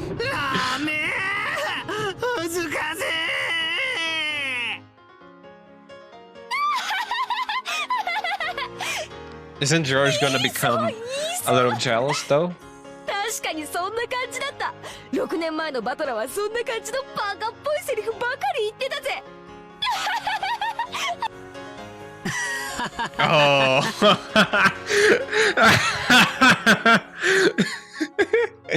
Oh, George. 確かに当時のバトラ君がいかにも言いそうだな。George. おー、恥ずかしい恥ずかしい。 Oh my god, he's crying. 最高に恥ずかしいぜ。 Oh my god. マリアもきっと中学くらいになったらそういう恥ずかしいことが口にしたくなるからね。George was jealous. Oh my god. そういう時は口に出す前にチラシの裏に書いて3度読み直してから口にすべきかどうか考えるんだぞ。じゃねえときっと後悔するからな。いや、誰しもがそういう痛々しい時代をくぐり抜けていくのだ。そうさ。そして身の程を知り恥を覚えて大人になるんだ。そうさ。これは大人への過渡期なら誰もが犯す青春の甘酸っぱくて恥ずかしい消し去りたい記憶なんだ。 I see. So that's the theme for this episode. Things you wanna forget and bittersweet things from the past. That's the theme I'm getting. After all, this was all the stuff I'd let slip out without thinking, so I didn't remember those words exactly. But now that those words were being recited to me, they were as embarrassing as all hell. I only recently came to understand this weakness, and was working hard to avoid such careless outbursts. But I guess I was born with the habit of speaking without thinking, and there's nothing I can do about it. シャーノン、他にも何か恥ずかしいことは覚えてないのかよ。まあ他にもいろいろと覚えておりますけれど、ご本人もお忘れになりたいことみたいなので、これ以上は遠慮させていただきたいと思います。ぶっちゃけると俺はもう何も覚えてないんだ。頼むから思い出させないでくれ。おお、シャノンがバトラーをいじめてる。うん、ダメ、いじめはいけないの。別にいじめてるわけじゃないんだよ。この話はこれくらいにしようか。でもシャノン、後でバトラ君のいないところでこっそり教えてね。なんだか面白そうだから。はい、かしこまりました。Okay. He recovered well. シャノンちゃんよ。 For a while, George and Nikki laughed at me as though warming up for when Chen-chan would tell him about more of my embarrassing misspeaks.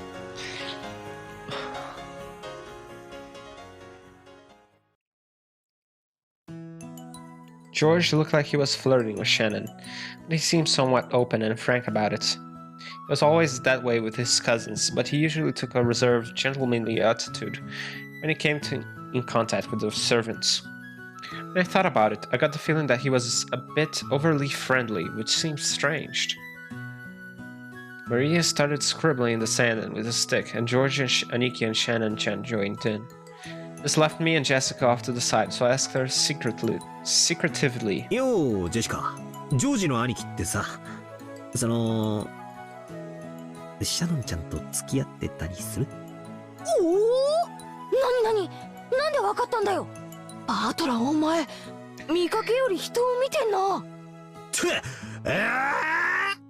俺冗談で言ったつもりだったんだけど、本当に付き合ってんのかよ。声が大きいって。一応内緒の付き合いってことらしいぜ。特にエヴァおばさんの耳には入れない方がいいよ。But I think that she already got her development, so she won't be complaining about that. 使用人との恋か。いやでもいつの間に？はあ、6年ってすげえな。でも確かに兄貴なら人間もできてるし、シャノンちゃんも優しくて海外しそうだし、お似合いかもな。Actually, 6 years ago, I remember taking notice of her just a little bit. I see. She really fits well with George and Nikki. Nothing I can do about that. Oh, Battler? Goodbye, my fleeting first love of 6 years ago. Which means that the collection of embarrassing lines Chen-chan had just held back on probably had something to do with that. Ah, I can't take it. 兄貴たち、付き合ってどのくらいになるんだ？どの段階から付き合ってると呼ぶのかにもよるだろうけど、確実に1年以上は続いてると思うぜ。双方片思い時代を含めると数年になるんじゃねえのかな。Before I realized it, the two of them had separated themselves from the group and were walking down the beach, talking about something. They looked calm, and rather than a light relationship between two lovers, it looked like they looked like a more serious one, as though they were already engaged. 6年か。でっけえ月日だな。俺にとってのこの6年は何だったんだ？図体がでかくなっただけだな。親父との親子喧嘩で意地を張り合ううちに6年も経っちまったってだけのくだらない時間だったな。バートラの方こそどうなんだよ。彼女とかできたのかよ。さてどうだろうな。一緒に遊ぶ女の子は何人かいるぜ。だけどオンリーワンって関係はまだねえな。I already gathered that from Battler. 俺がお子様なんだろうよ。誰かと二人っきりでいるよりみんな大勢でワイワイやってる方が楽しいように思えるんだ。そりゃなんともバトラーらしいぜ。でも女友達との関係はちゃんとしっかりしておけよ。女の思い込みとコミュニティは怖えぜ。勝手にバトラーを巡って暗闘が繰り広げられて、勝手に誰かが泣いたり傷ついたりしているかもしれないぜ。She's forcing her fantasy on him. 同じ忠告をつい先週クラスの女から受けた気がする。なんだってんだろうな。どうしてみんなで楽しく過ごせねえんだ。そうまでしてつがいになりたいのかね。バトラーがまだそういう相手に会ったことがねえからだろうぜ。And don't tell me that he's going to. Oh my god, yeah. まあ、おいおいそういう女に出会うこともあるだろうよ。Beatrice, yeah. I think. 気長に待つこったな。Battler and Beatrice make a good pair, unfortunately. Oh no. まるでお前にはもうそういう相手がいるみたいな言い方じゃねえかよ。お前はどうなんだよ。彼氏とかできたのかよ。私かよ。いや、なんつうわかりやすい反応だよ。見たところ気になる男はいるけどまだ告白もできてねえって、そういうところだろ。キャノン。いや、そういうわけでは、先生、私のことなんかどうでもいいだろ。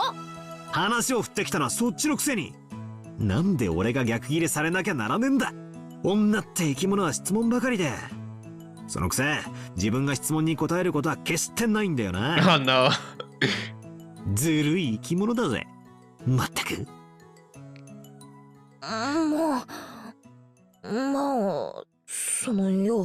告白はさ、一度はしたんだよ。まあ、盛大に空振りでさ。ごめんなさい。ってか？いや、私がすごく一方的だったんで、面食らわれたというのかな。そういう対象だとも思われてなかったという雰囲気。そりゃあそうだろうよ。お前の言葉遣いは男勝りだから Oh な。 no, don't start, Battler. もうちょいおしとやかにしないと男心をくすぐらないぜ。Yep, truly inheriting Kingzo's blood here. いや、やっぱり私みたいな言葉遣いじゃ受け悪いかな。Nah, you're fine, Jessica. なあ、言葉遣いが全てじゃないだろうが、お前みたいな普段の言葉遣いが悪いやつが急にまともな言葉で話すように努力し始めたら、そういう気概みたいなもんで Well, that gap. ドキッときちまう男もいるか The もな。 moe gap, I guess. そうなんだ。 Okay, you redeemed yourself a little bit. そうか。Jessica suddenly started talking all meekly, and then her face instantly went slightly red. I see, even though her confession didn't go well, it looked like she still hasn't given up. But still, I get it. After seeing how close George Niki and Shannon have gotten, I also kinda want to find a girlfriend. 6 years. 6 years of puberty are pretty important, and they went by pretty fast. As the typhoon approached the clouds, oh shit. Sorry, that was my alarm. Quite loud. As that typhoon approached, the clouds grew steadily grayer, but even so, I had this really refreshing feeling. Maybe I'll try thinking more seriously about the opposite sex more than just the size of their boobs. ところで、ジョージの兄貴は使用人のシャノンちゃんと付き合ってるわけだが、まさかジェシカまでってことはないよな。どうしてそう思うんだよ。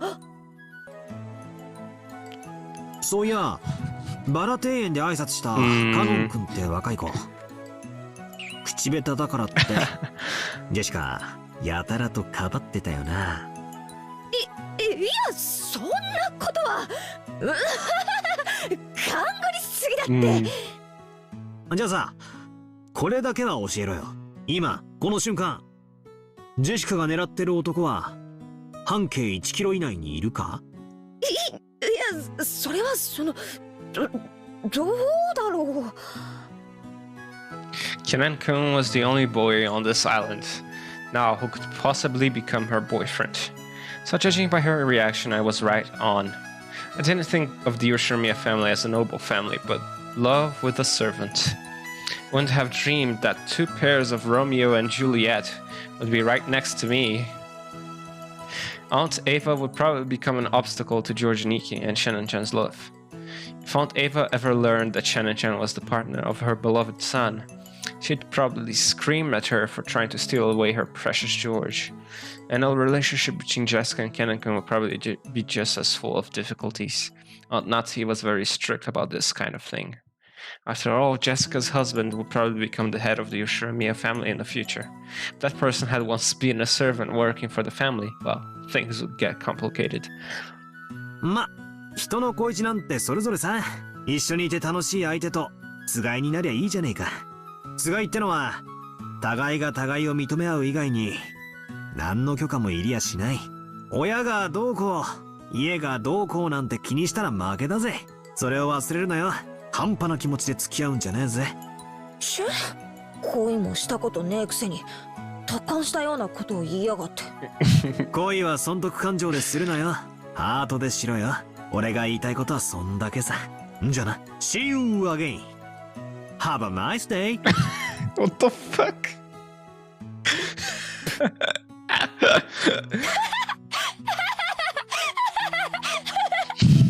寿兄さん、シャーノ聞いて聞いて。パートだったらこいつまた面白いセリフを言い出したぜ。何も言ってないって。何も言ってないって。なあ、茶化すな茶化すな。マリア聞いてた。マリ See you. Oh my god, I missed that. マリア聞いてた。マリア聞いてた。See you again. See you again. For a while, we forgot the wind was getting stronger and played around on the beach. I grew a lot these past 6 years, and being able to celebrate my youth and meet with all my cousins was truly refreshing. It was a bit late now, but I realized that I should have gotten back with everyone a lot sooner. And いとこ同士ってのもたまにはいいもんだな。and returned to the Rushimian family. マリアもいとこで集まるの楽しくて好き。そうだな。俺たちももういい年なんだ。別に親がいなくても会えるだろう。たまにはいとこだけで集まって遊ぶのも悪くないかもしれないな。それはいい提案だね。いつかそういう機会を設けてもいいかもしれないね。同感だね。私たちいとこはいつまでもずっと仲良しがいいよ。おいおい、そこを強調するとまるで普段の親戚同士の仲が悪いように聞こえちまうぜ。George, Nikki, and Jessica laughed, but it felt just a little strange. Did I say something wrong? Yep. Judging by how our parents made quiet expressions and tired faces every once in a while during the boat ride and at the airport, maybe I should have kept that to myself. そうだな。ジェシカの言う通りだぜ。俺たちはいつまでも仲良しでいようぜ。Oh no. マリアも一緒。みんな仲良し。そうだね。うん。僕たちはいつだってみんな一緒だよ。みんな仲良しだよ。Oh my god. This is setting up so many flags of death. 何恥ずかしいこと言い合ってんだろうな。なんだか照れちまうぜ。でもとても大切なことだと思いますよ。人は願わねばいつまでも一緒にいることどころか仲良くいることさえ難しい生き物なのですから。そうだね。みんなが仲良くいられることを決して当たり前なことだと思ってはいけないね。知り合いの魔女が言ってた。幸せはみんなが信じなくちゃ叶わないんだって。確かにね。信じる力には魔法が宿るかもしれない。それを全員が信じたならきっと幸せを運んできてくれるだろうね。よし。なら恥ずかしいことのついでだ。私たちはみんなで信じ合うと誓おうぜ。みんないつまでも仲良しでいつまでも幸せでいようって。 Like how we will end up like our parents, as if they ever searched for each other's weaknesses, going after grandfather's fortune. 俺たちはみんないつまでも仲良しで幸せだ。それをみんなで That 信じようぜ。 flags all around. No matter how much times we cousins tried to nostalgically have fun, dark and betrayal flags as well. Dark clouds continue to approach Rokenjima. A lot of betrayal flags here. I wonder if the typhoon will pass and let us see the clear skies before we leave this island. I'm suspecting Shannon, man. Who cares about what our parents are planning? Who cares about the inheritance and the honor of our old family?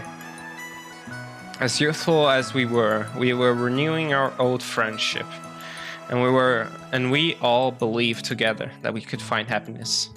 So, I want this pair of days to end without anything weird happening, in peace and happiness and calmly. No, I don't just want them to end. Please let them end. Oh my god. Here she comes. お前は出るなよ、現れるなよ、クソクソクソ。待たせたな。Sorry for waiting. ようやく新しいゲームの用意が整ったぞ。さあさあ始めようではないか。惨劇の物語よ、訪れよ。雨よ、風よ、台風よ、この島をうつしおより切り離す。異界へ魔界へ幻想界へ六軒島を放り込め。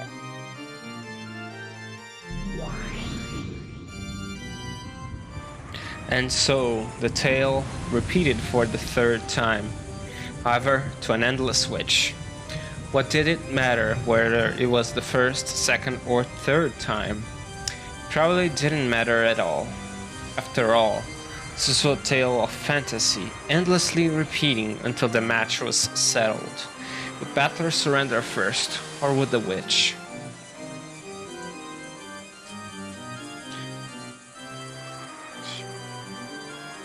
Then the sky grew dark and cloudy, and the rain and wind were summoned together and became a typhoon. Maria could be seen in the rose garden, paying no mind to the rain that had started falling, going around in circles, searching for that single rose that should have been marked.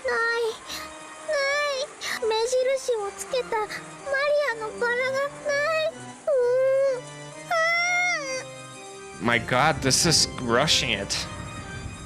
Maria definitely remembered it. That rose had been in the flower bed right here. And yet, it wasn't anymore. She didn't know what to do with her irritation at not being able to find something that should have been there. And moaning bitterly, she couldn't help but keep going back and forth in circles around the same spot. She was acting almost as though she'd been able to see if she'd look at a different angle. But even though she did that, there was no way to find something that wasn't there. Then the wind grew increasingly strong and the rain turned into cold, large drops. There was no way even Maria would fail to notice this. However, if she couldn't find her rose here, it would surely disappear forever. Maria believed that. That feeling spurred her on to keep searching for a rose that she had no chance of finding. Just then, the cold drops of rain tormenting Maria was suddenly blocked. And Beatrice. Maria raised her head. When she did, she saw an umbrella there, protecting her from the rain. And the one holding out that umbrella was the witch she admired, Beatrice. このような雨の中、何を必死になっているのやら。体を冷やせば風邪をひくこともあろう。魔女たるもの。自らの健康も気遣いたいものよね。マリアのね、バラが見つからないの。おお、何度探してもね、ここにあったはずなのに見つからないの。Maria told Beatrice about how there had been a slightly unhealthy, pitiful rose, and that she was sure they had marked it. ほうほう。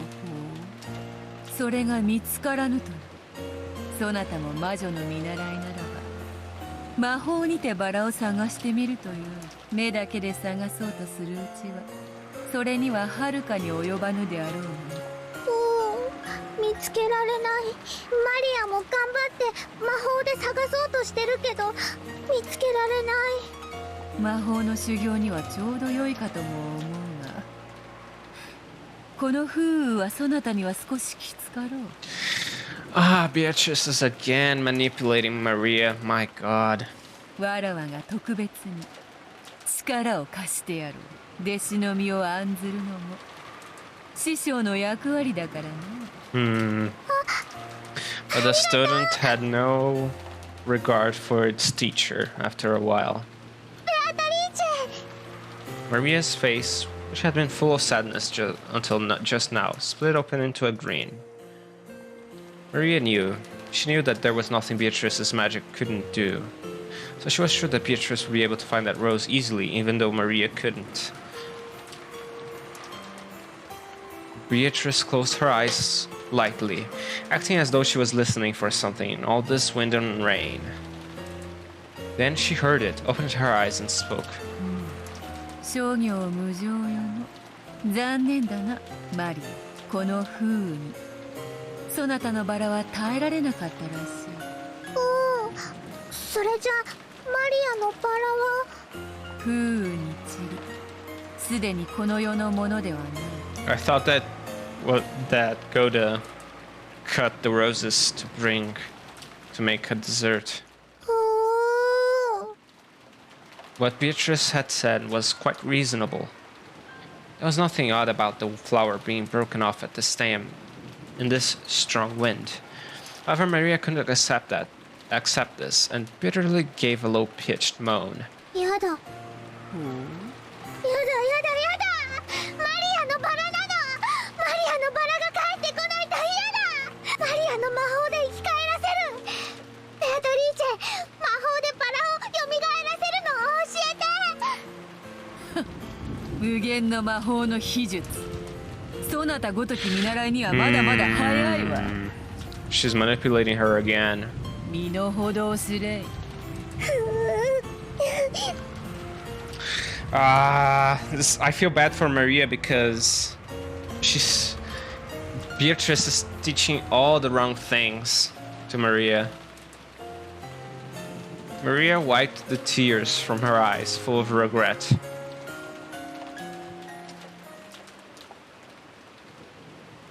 Beatrice shrugged her shoulders and chuckled at Maria's pitiable expression. Very. よかろうバラを蘇らせる秘術わらわが力を貸してやろうぞ本当？ではそなたの心の力を集中させるがいい目を閉じ雨を忘れ風を忘れ奉公するバラの魂を心の目で探すのだ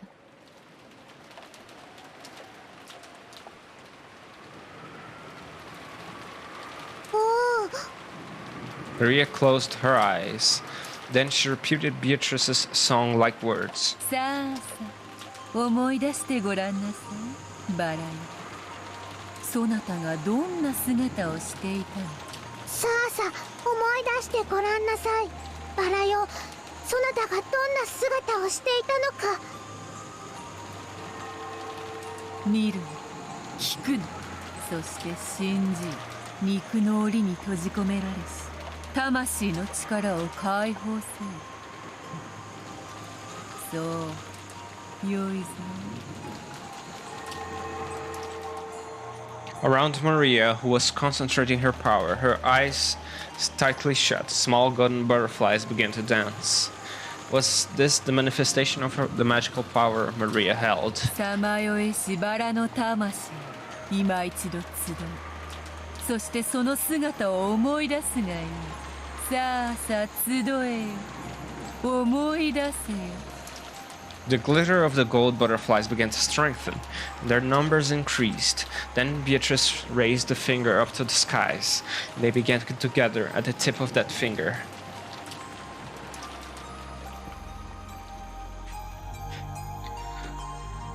This was the miracle of the golden magic. The golden butterflies began to condense into a single dazzling grain of gold. It was a single glittering gold seed.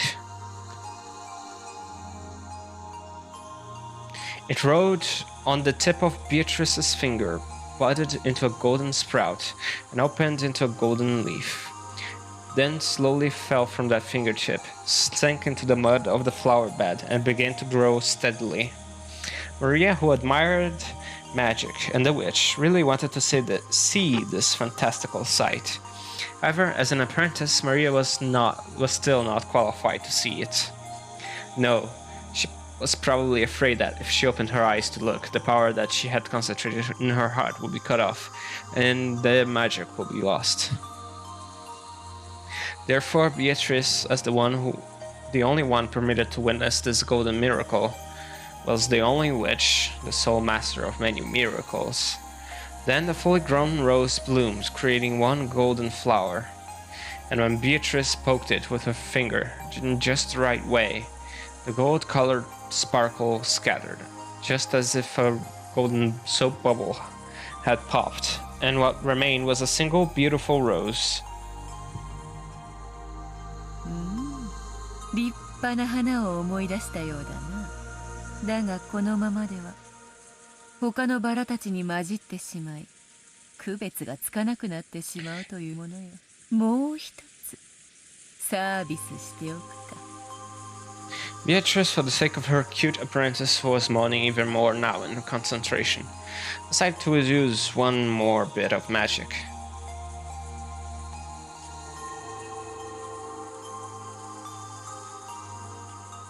When she snapped her fingers, a single gold butterfly appeared, fluttered around, and landed on the flower that had been just revived. Then it suddenly burst open and disappeared, becoming a golden lace and marking the rose.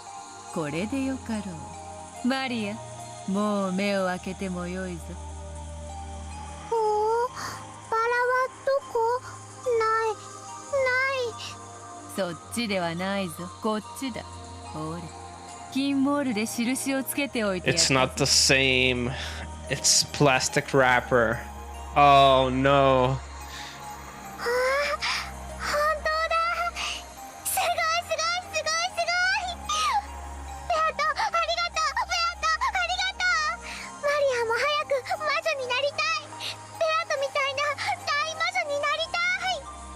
なれるとも。かつてのわらわもまたそなたのように無邪気にそれを望み歌ったのだ。Maria was ecstatic over the revived rose, clapping her hands and jumping around in joy. Watching that, Beatrice also smiled, looking fairly pleased.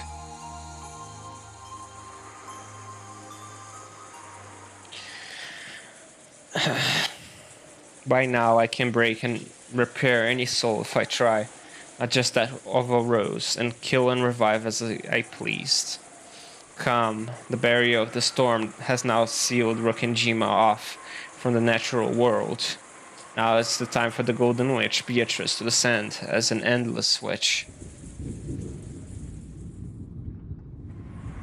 Beatrice pulled from her pocket an envelope with a family crest, the one-winged eagle, and gave it to Maria. Maria frolicked around at being selected to be the witch's messenger. さて金蔵、 Candles dance. そなたの遊びに再び付き合いに来たぞ。わらわの準備はすでに万端よ。そなたの方はどうなのか。今宵のゲームにかけるコインの用意は十分であろうな。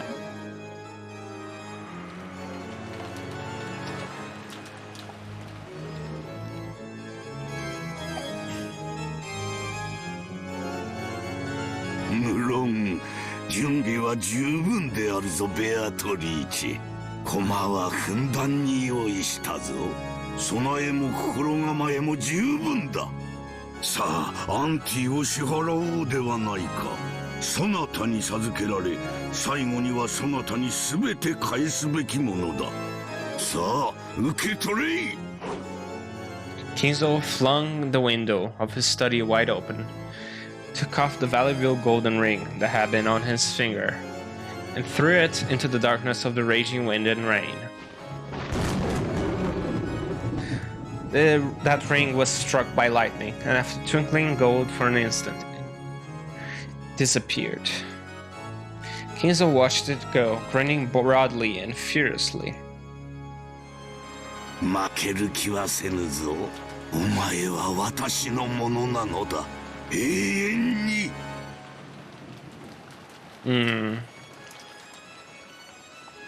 Let's see.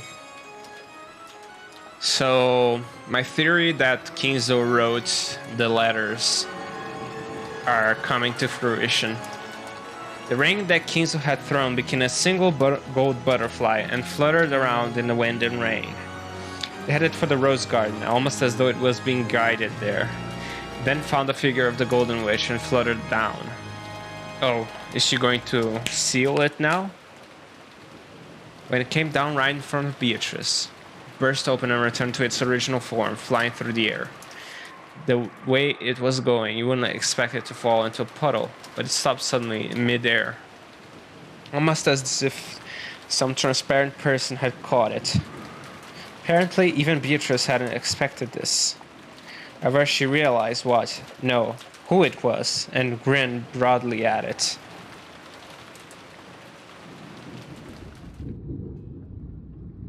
Who are you?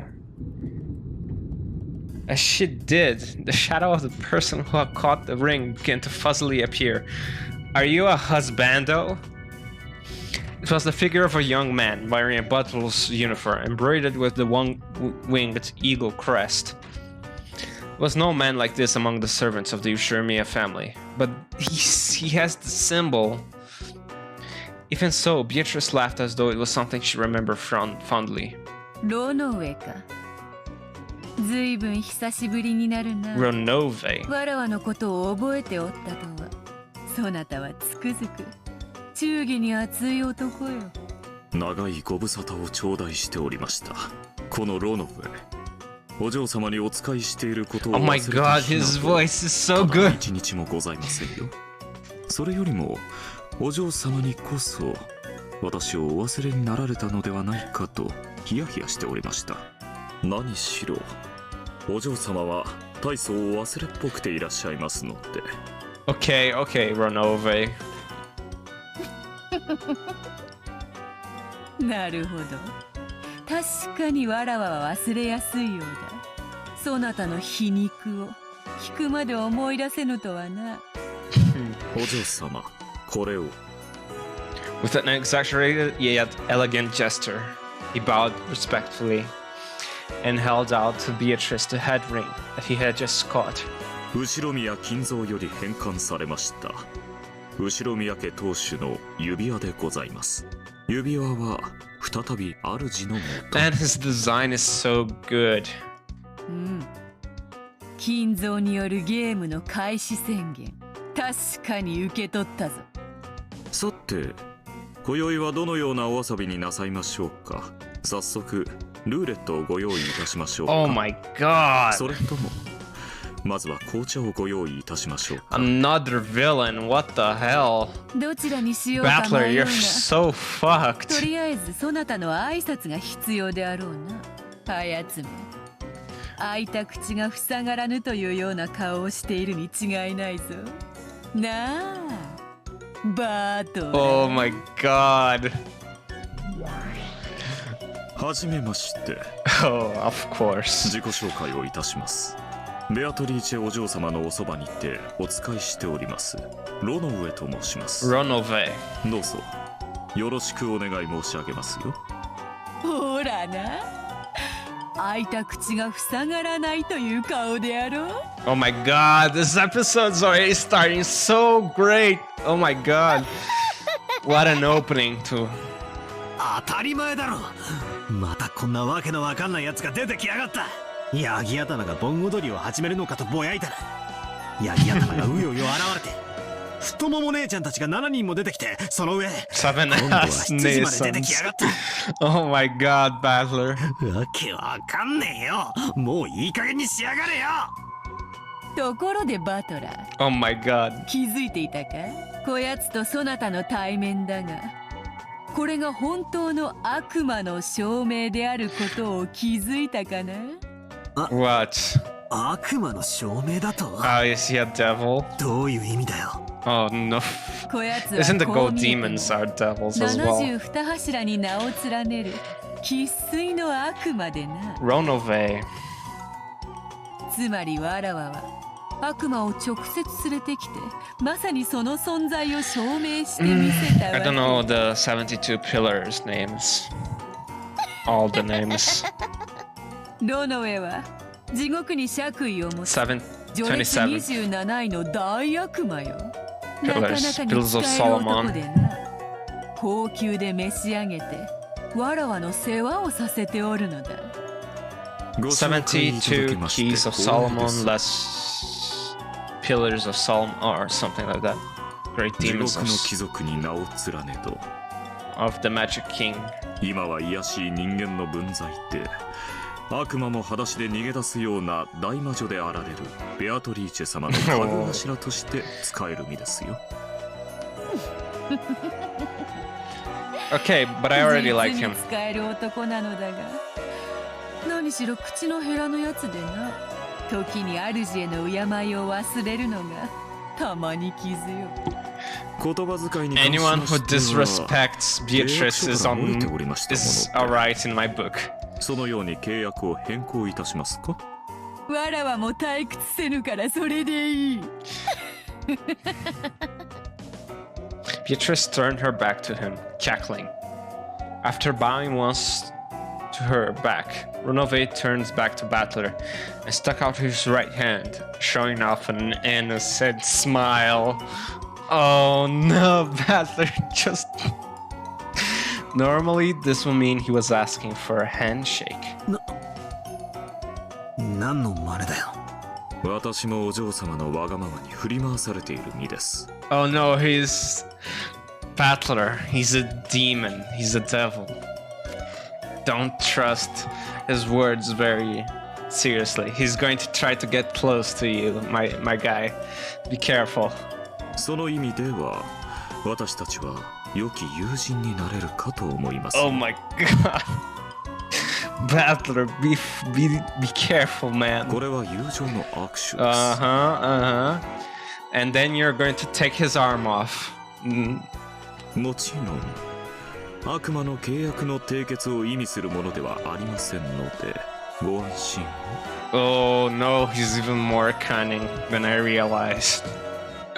Oh, Battler, you're so fucked. 悪いが、俺はあんたの主と大喧嘩の真っ最中でね。俺が敵と握手をするのは、雨の校庭でぶちのめし合って、互いがボロボロになってかわせ、青春ドラマみたいなシチュエーションの時だけさ。I'm watching Tokyo Revengers. Tokyo Revengers. Please, please, please. Watch it. Tokyo Revengers. It's so good. 覚えておきな。なるほど。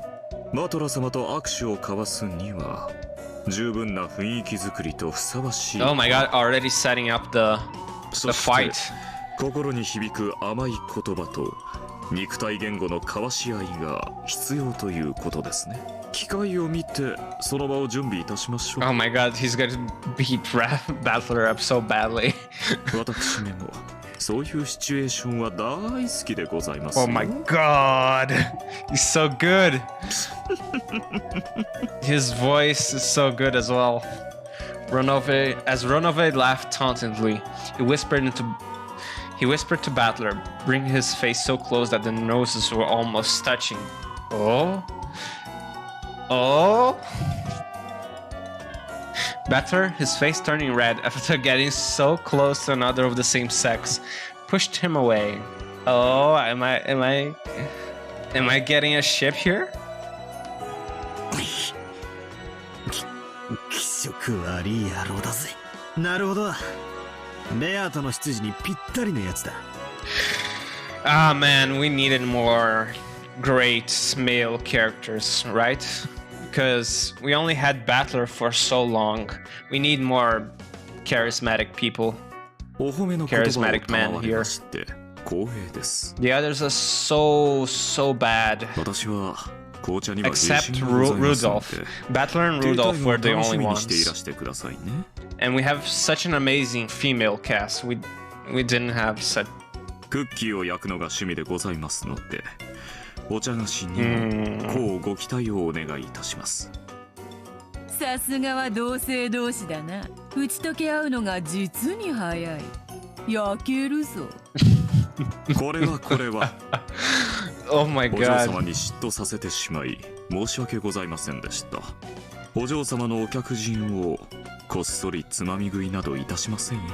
それではこれより他の家具どもに再び家具頭に着任いたしましたことを挨拶してまいります。しばしの暇をお許しください。 He has the symbol of the family though. 権限しているのは雑用のヤギどもと儀式役の七姉妹だけだ。挨拶も楽に終わろう。おや、あの賑やかな七姉妹たちですか。やんちゃ娘たちも少しはおしとやかに成長したでしょうか。あれがおしとやかだってんなら、俺はおしとやかの定義を疑うぜ。そうでございますか。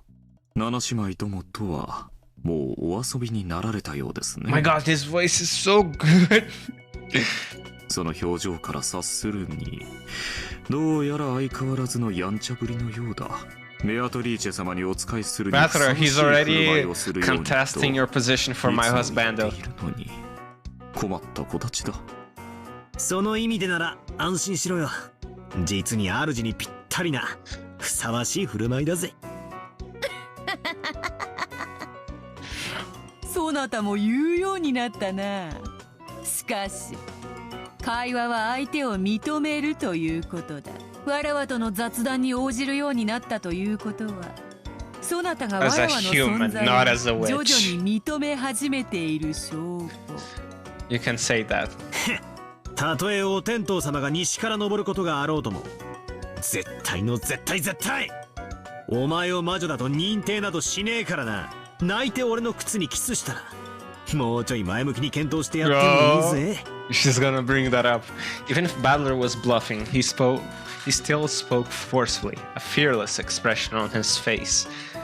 The witch and her butler snickered together, realizing that their guest had regained more than enough of his willpower to attend a new game, and that preparations were complete. After Ronove exchanged a few words with Beatrice, he bowed silently to Battler, scattered into several gold butterflies and disappeared.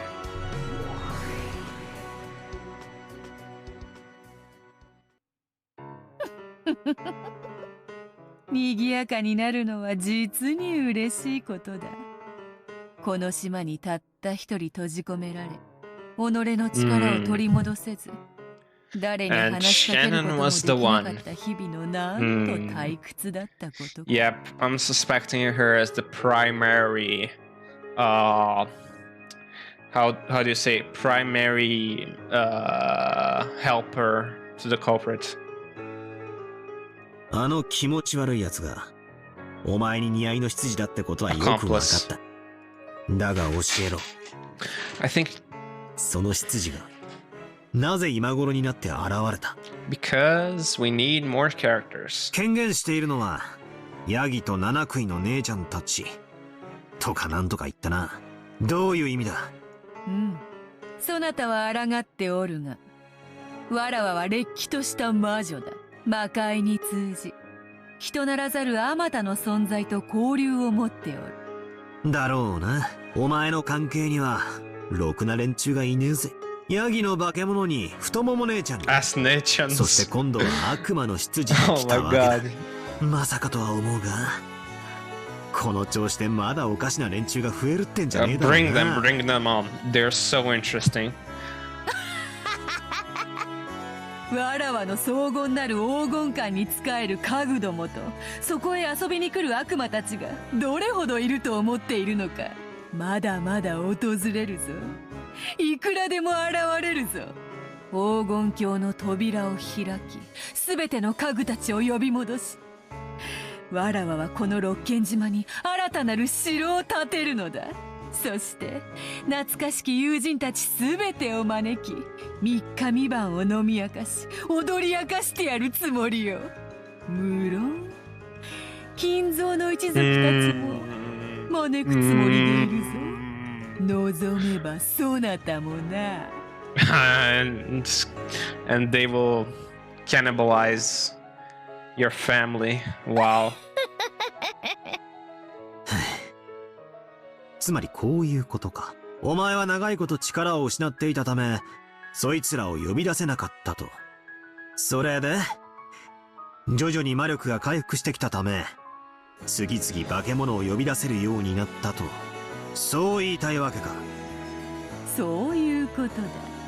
そなたは最後の一戦でこそギリギリ踏みとどまっているが、その心はすでにぐらつき、わらわが魔女であることを否定できずにいる。その心のぐらつきがわらわの魔女としての力を少しずつ蘇らせているのだ。あの気色悪い執事が現れたのは俺が屈しかけているからだというのかよ。そうだ。そなたは少しずつ少しずつわらわに屈している。前回のゲームではあれほどの屈辱を受けてまでわらわに屈服したではないか。 Also because of that, そなたの背 she 中 was able to は regain わら more わの足 powerful. を投げ出すには本 She was able 当 to に良 become い more ものだ powerful. ったぞ。ちくしょう。俺はお前を認めさえしなければ現状は維持できると思っていた。だがそれはどうやら誤解だったらしいな。そうだ。そなたが屈服に近づけば近づくほどゲームはわらわに有利に傾いていく。チェスだってそうであろう。互いのキングを詰め合う過程でわらわたちは様々な駒を取り合っている。確かにわらわは未だそなたのキングを追い詰めてはおらぬ。しかしそなたはキングを逃すのに精一杯でいくつもの大駒を失い莫大なアドバンテージを失っておるわ。後の展開がわらわに有利に傾くのは当然のこと。 This is gonna be hard, Battler. そなたはおそらくこれからも死に物狂いでわらわのチェックメイトだけからは逃れるだろう。だがその間にもわらわはそなたの大駒を次々に奪っていく。やがてはキング以外の全てを失い、どのような形でも逃れることのかなわぬ本当のチェックメイトを受けることになろう。前回そなたは奇煙を吐いたな。わらわを永遠に認めぬ以上これはわらわを苛む永遠の拷問だなどと。永遠を語るのは無限の域に達した魔女だけよ。そなたにその資格など初めからないわ。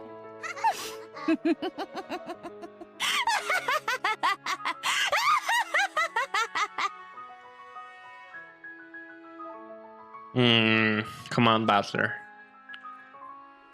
Rise up to the occasion.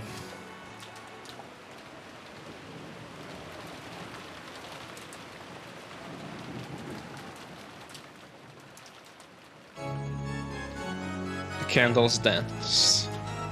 黄金の隠し場所についてはすでに金蔵様が私の肖像 Oh, 画の Maria's 下に already 気 reading 分 it. にて公示されておりま Is す。 this gonna be a fast chapter or 条件 something? は気分を読むことができるものすべてに公平に。黄金を暴けたなら私はすべてをお返しするでしょう。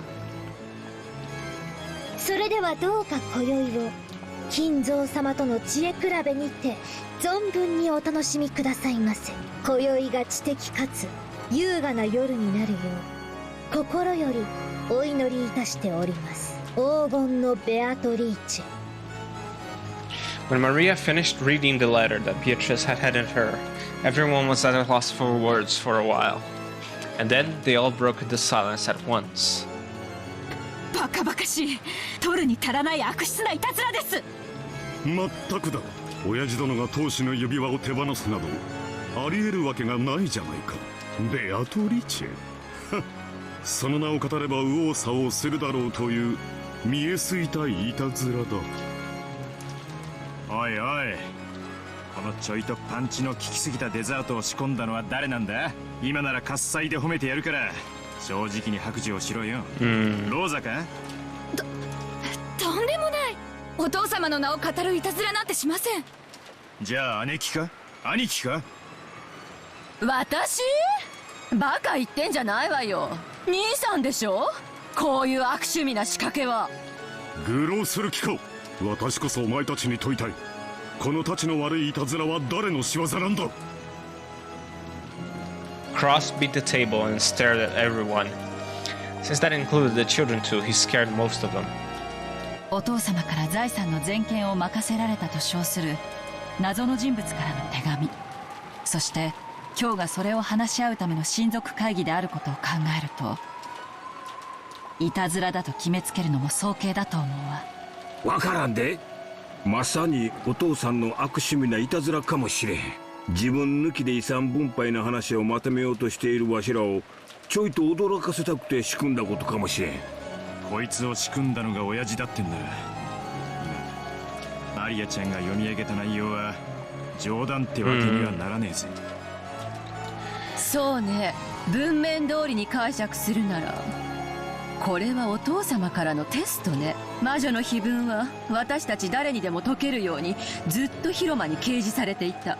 告示期間は十分。最初に解けた人間に家督と全ての財産を渡すと、そう言っているわけよね。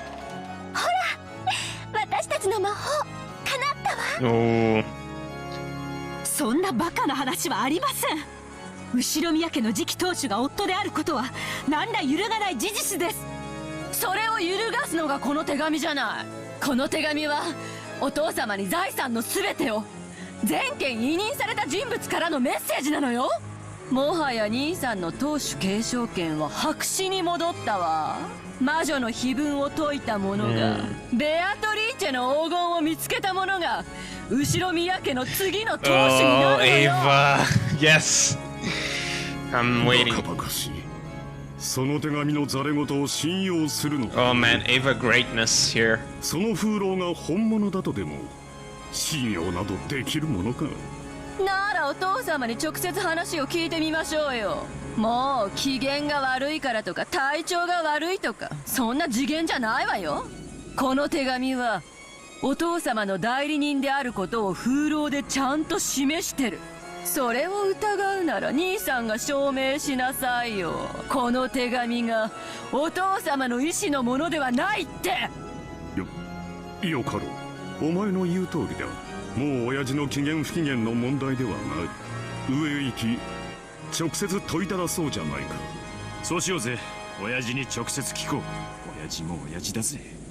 どうしてこんな回りくどい真似を。ま、そこが親父らしいんだがな。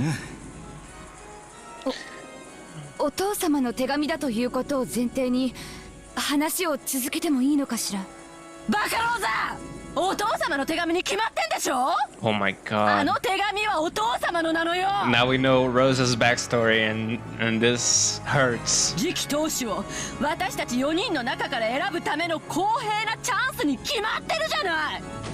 バカ死ね、この役立たず。 Oh my god. ほんとローザって頭悪いな。 Oh my god.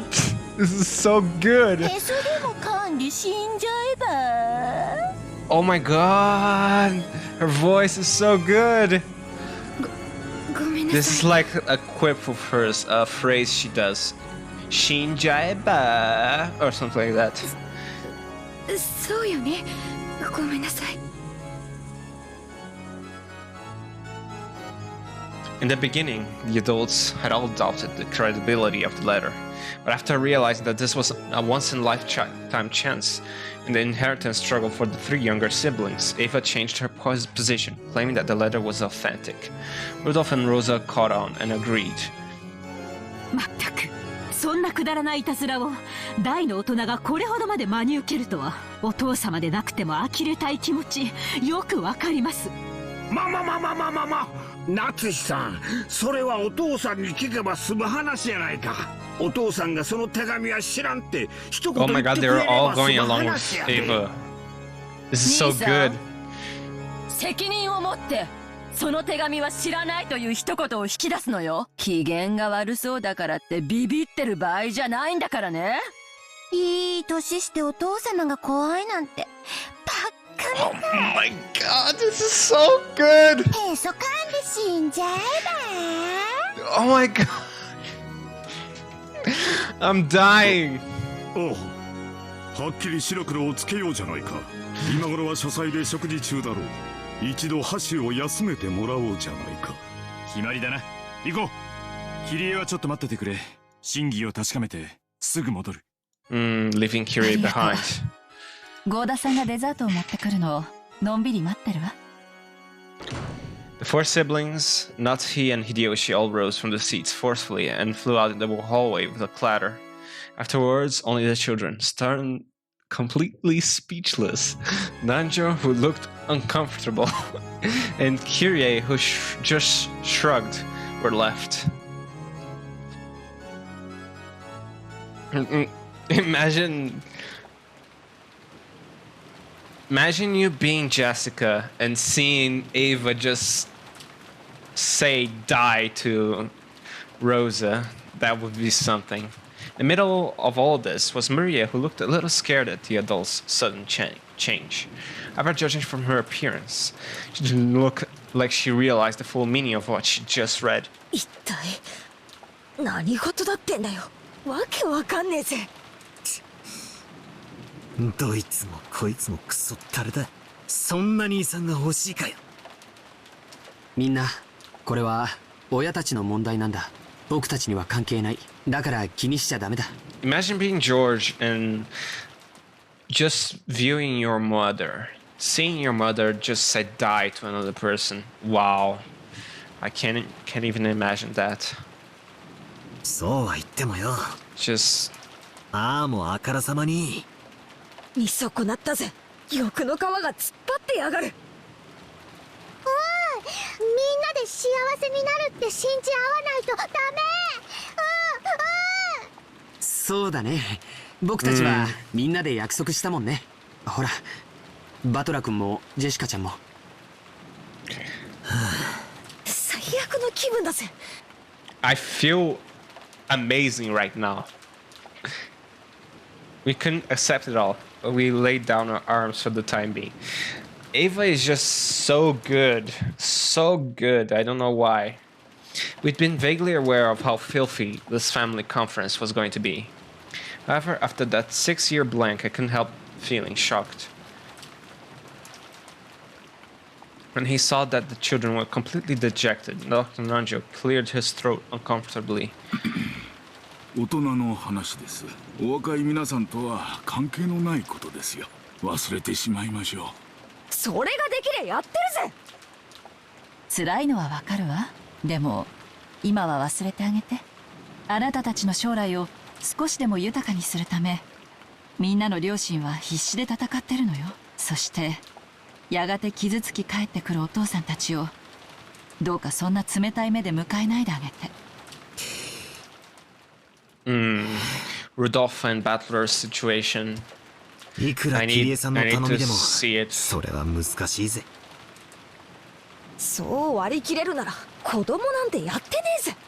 おい、みんな幸せ、暗くなるのダメ。信じて、みんなで幸せになれるって信じないと幸せが逃げちゃう。みんなで信じないとダメなの。I feel bad for Maria, man. I still feel bad for her. 私も信じるわ。私たちは幸せになれるわよ。Maybe Kyrie will survive.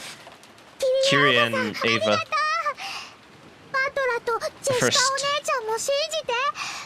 Twilight. ベアトリーチェも信じないと魔法が力を持たな I いって think Ava is already a clincher that she will be there until the end, so who is the other adults? Are all of them going to die and Ava will be left alone? Perhaps. But I think maybe Kyrie will be. Maybe Kyrie. Or maybe she has a death flag again. No, Kyrie, don't die a third fucking time, man. Kyrie-san rose from her seat quietly, went over to Maria, and crouched down so that their eyes met. キリエおばさんが信じてくれた。あとバトラとジェシカお姉ちゃんが信じないとダメ。二人とも強いもの。すぐに元気になってそうしてくれるわよ。それより教えてほしいの。Ooh, when Kyrie-san said that. Jessica, George Nikki, Dr. Nanjo, and I all listened closely. It looked like our parents were so concerned with the inheritance problem that grandfather filled their minds. We wanted to ask Maria about something simpler. 何？マリアちゃんにその手紙を渡したのって誰？ベアトリーチェ。肖像画に書かれている魔女の？傘と一緒にこの手紙もくれたの。そしてね、マリアのバラが折れちゃってたのを魔法で直してくれたの。ベアトリーチェは何でもできるすごい魔女なの。詳しく聞かせてくれるかしら。 Oh, she's so good. Kyrie is so good at, oh my god, at questioning people. I knew she was hype for a reason. Okay, I'm going to stop for here. Let's see the characters. Oh, Ronove, one of the 72 great demons, serves a master in exchange for various forms of compensation. Presently has a contract with Beatrice as her butler, head furniture. Has multiple underlings trained in housekeeping, and he himself is extremely capable as a butler. Employing him has become kind of a status in the high society of witches. Furthermore, the cookies he bakes are superb, and witches will often line up to demand them. Should possess enormous magical power. But as he always shows deference to his master, his power level is an unknown quantity. Oh no, power levels. No, my bane. The bane of my existence. The goats, low-level furniture who wait on Beatrice. There are many in number, but have no individuality and rarely speak. They faithfully obey their master's orders. Closer in sensibility to animals than humans, they are surprisingly stupid and occasionally get their orders wrong. By nature, they have huge bodies like minotaurs, and possesses incredible superhuman strength. They are low level as furniture, but the ability to summon them inexhaustibly is extremely useful. Yeah, number, speed, quality. I think I already read the Seven Sisters. And new stuff. Maybe EVA. No. So let's go the rankings. Beatrice, Battler, and with a Battler, Maria, Berncastel, Rosa, and with a massive jump, Ava in S rank. I'm putting her here, but I think she will rise up to be my favorite character by the end of this episode, maybe. I don't know. I'm feeling it. I'm feeling it so much. Especially the whole split personality thing. Her younger self talking. So good. Then we have Lambda Delta, who isn't here. And then starting A rank, we already have Ronove because he is one of my favorite tropes ever, like the seductive butler kind of guy. So he's right up my alley, right from the very start, right from the very beginning. Canon, still there. Kyrie, Rudolph, and Nazi. Nazi has lost quite a few. She doesn't have as much screen time now, so I'm quite sad. And finishing off with Jessica. No, finishing off with Shannon. Then B rank Jessica, Genji, Kumasawa. I don't know about the Beatrice, the silver-haired Beatrice from the beginning. Maybe I was thinking she was linked to Kumasawa, but it's quite the reach. And then there's the grandfather. Is that from like the... It was quite an old mansion, right? So maybe that was like a flashback of 10,000 years ago or something. Who knows? Maybe I was wrong. But if she is Kumasawa, then it's quite tough. Starting C rank, the usual suspects. George, Nanjo, and Hideyoshi. D rank, worst characters. Cross and Kinzo. I guess I should place the 7 stakes. I would place them in B rank, all of them. Maybe with Belphegor a little bit higher because of her voice. So it's so hard to place them without... Let's rank them from best to worst as of right now. I still don't know how to distinguish them very much, but there's a few that have distinct qualities that I like. Belphegor has the greatest voice of all of them. So good.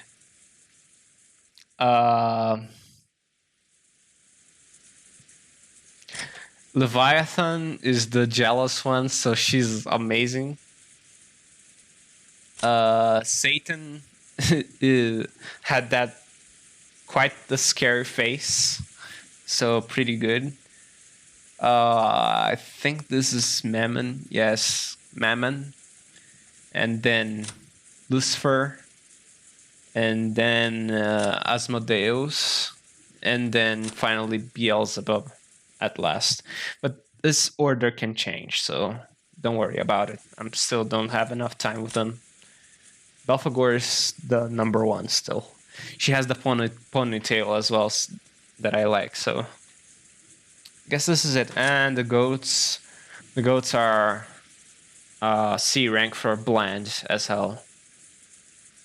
They're not even characters actually, so I wouldn't worry about them. And that's it. Thanks for watching. Let's save.